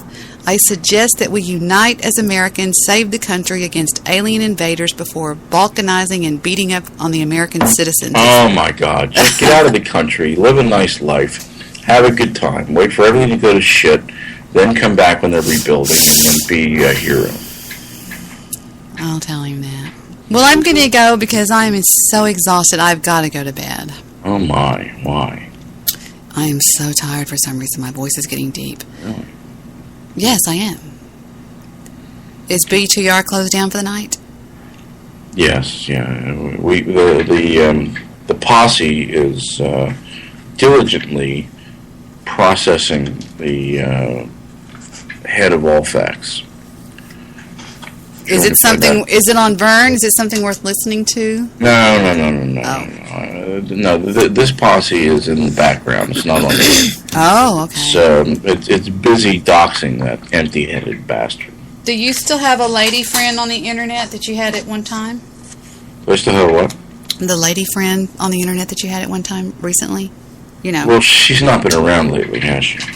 I guess not. I didn't hear you say anything about her recently, so. No, she's not been around. I did speak with her. It was a bit odd. Yes, it's an odd relationship, if you ask me. It was a bit odd, yeah. It was an odd conversation, and it made me a little. I fear that the strain is too much. Well, all right. I am going to bid you adieu for the night, and Really? It's only 3:40 in the morning, right? I'm so exhausted. I've got to get some sleep. I know. Where do you think I'm going to... maybe I'll find some good Groupons down in D.C. Yes, possibly. I'm trying to put a bracelet on. I just found I didn't know it was in my tackle box. Oh, yeah, there's also CBS Local does Groupon-like deals. CVS as in Victor? CBS as in... as in Columbia Broadcasting. Okay. Yeah, Columbia Broadcasting System. Yeah, there's... there are... Oh, and there's also Google offers. Don't forget Google. I do know about that, and I shop through Google. I have a Google shopping person that... And there is Double Take offers as well. I don't know if they're down where you are. I don't think so. I've never heard of that. Well, they all seem to do the same thing. You got to watch these things. Hey, I got a great offer on a Groupon the other day to see Arabian, not Arabian. I have gotten a Groupon at Ruth Chris. I got one for not Arabian Nights, where the horses run and they whatever, I forgot. You know, the Knights of the Round Table. But I said I had a $50 Groupon for $100 at Ruth Chris. For how much? $50 for $100. Damn. Did you use Still it? spent $150, but it was Now that's nice. That's a it deal. was $50 savings. I'll tell you what I like about Ruth Chris. The plates are hot. Everything. Yeah, well, they put the plate a little bit too far from me, and I did reach to grab it. That was Oh, a mistake. they didn't warn you bad enough. Yeah, they warned me, but they put the plate so far away from me. I mean, what was I going to do? Stick sticks in my hands or use one of those grip things? I couldn't do that. I had to pull it to me, and I forgot. It was really hot. The last time I was at Ruth Chris, a waitress dropped an entire glass of red wine on my girlfriend, and she had a white suit on. It was horrible. Wow. I ask them every time they put down a hot bowl of soup, I say, did you ever spill a bowl of soup in somebody's lap? Man. You know, I could make the McDonald's lawsuit look like chump change. Absolutely. Yeah. They have to be careful, especially with those plates. They are absolutely piping hot, people. It's not like when you go to El Phoenix. No, they cook the steak on the plates. Yes, they're actually cooked in the oven at sometimes very, very hot. About 500 degrees. I like it. It's unbelievable. I like the butter and stuff that they serve with. Well, yeah, I like it because I like my food to come hot. I find when restaurants serve warm or cool food where it's supposed to be piping hot, I find that deplorable. Oh, me too. When's the last time you heard the word deplorable? I use deplorable a lot. You do? Yes, I do. It's part of my vocabulary, I think. What have you last used it for? I say his actions were deplorable. Yes, well, let's see. And I have a new word, diffident. What is it? Diffident. Diffident. Is that a gum? That's Trident. Wasn't sure. Diffident means shy. Really? Why don't I know that word? I liked it, so I accepted it. I have Word of the Day on my Mac screensaver. And I thought, Oh, you should watch Marina Orlova. I love Marina Orlova. I know you love her. I would love to see her. Well, I'd like to see her naked. You'd love to love her, too. I would like to see her etymology, yes. She's very sexy. I'll give you that. She's beautiful and in every way. Yeah. I got to go. I'm falling asleep, buddy. Thank you for But calling. we are going back. To that restaurant? No, we're never going back to the restaurant. You're going back where? Thailand. Ugh. Well, it doesn't matter. We've got the internet. We'll still be friends there. Oh, no one will get rid of me. I'm going to be even more horrible in Thailand than ever. Victor and I are planning on going out in the fall and visiting Jewish Producer and Mr. Midnight Movie and taking video the whole week. They may abduct you. You may end up in a trunk. And kill Victor. Right. You may end up in a trunk in a basement somewhere, and then they'll find you years later. You'll still be talking, but they'll... Shut up. They may, I don't know about that. Jewish Producer, maybe, but Mr. Midnight Movie, I fear he may be... There was a movie a long time ago, and I forget the name of it, but it starred Anthony Hopkins, who was a ventriloquist. Do you remember that? No, I've only seen him in The Silence of the Lambs. Oh, he's been in lots of movies, but there's Sir Anthony Hopkins, because he's a sir. I like being called sir. How about you? Like being called madam?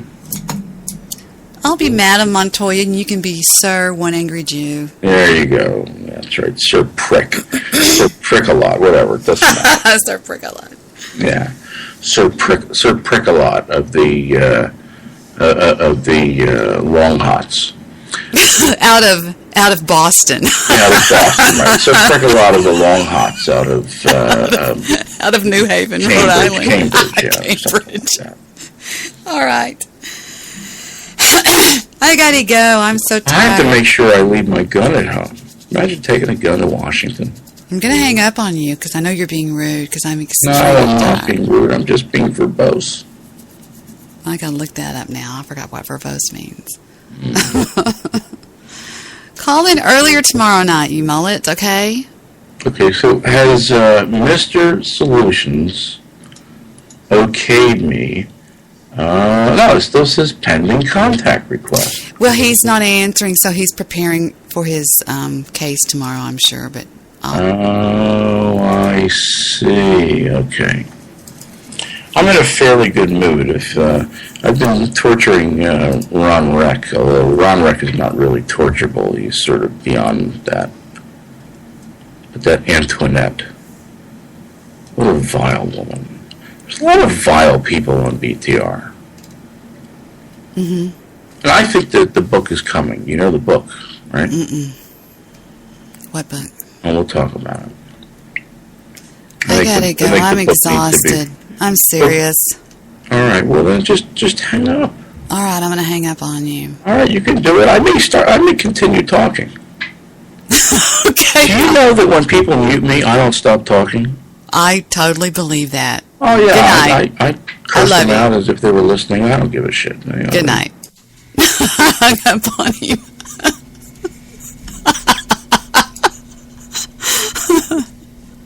Good night, guys. I'm so tired. No outro song. Good night, everybody.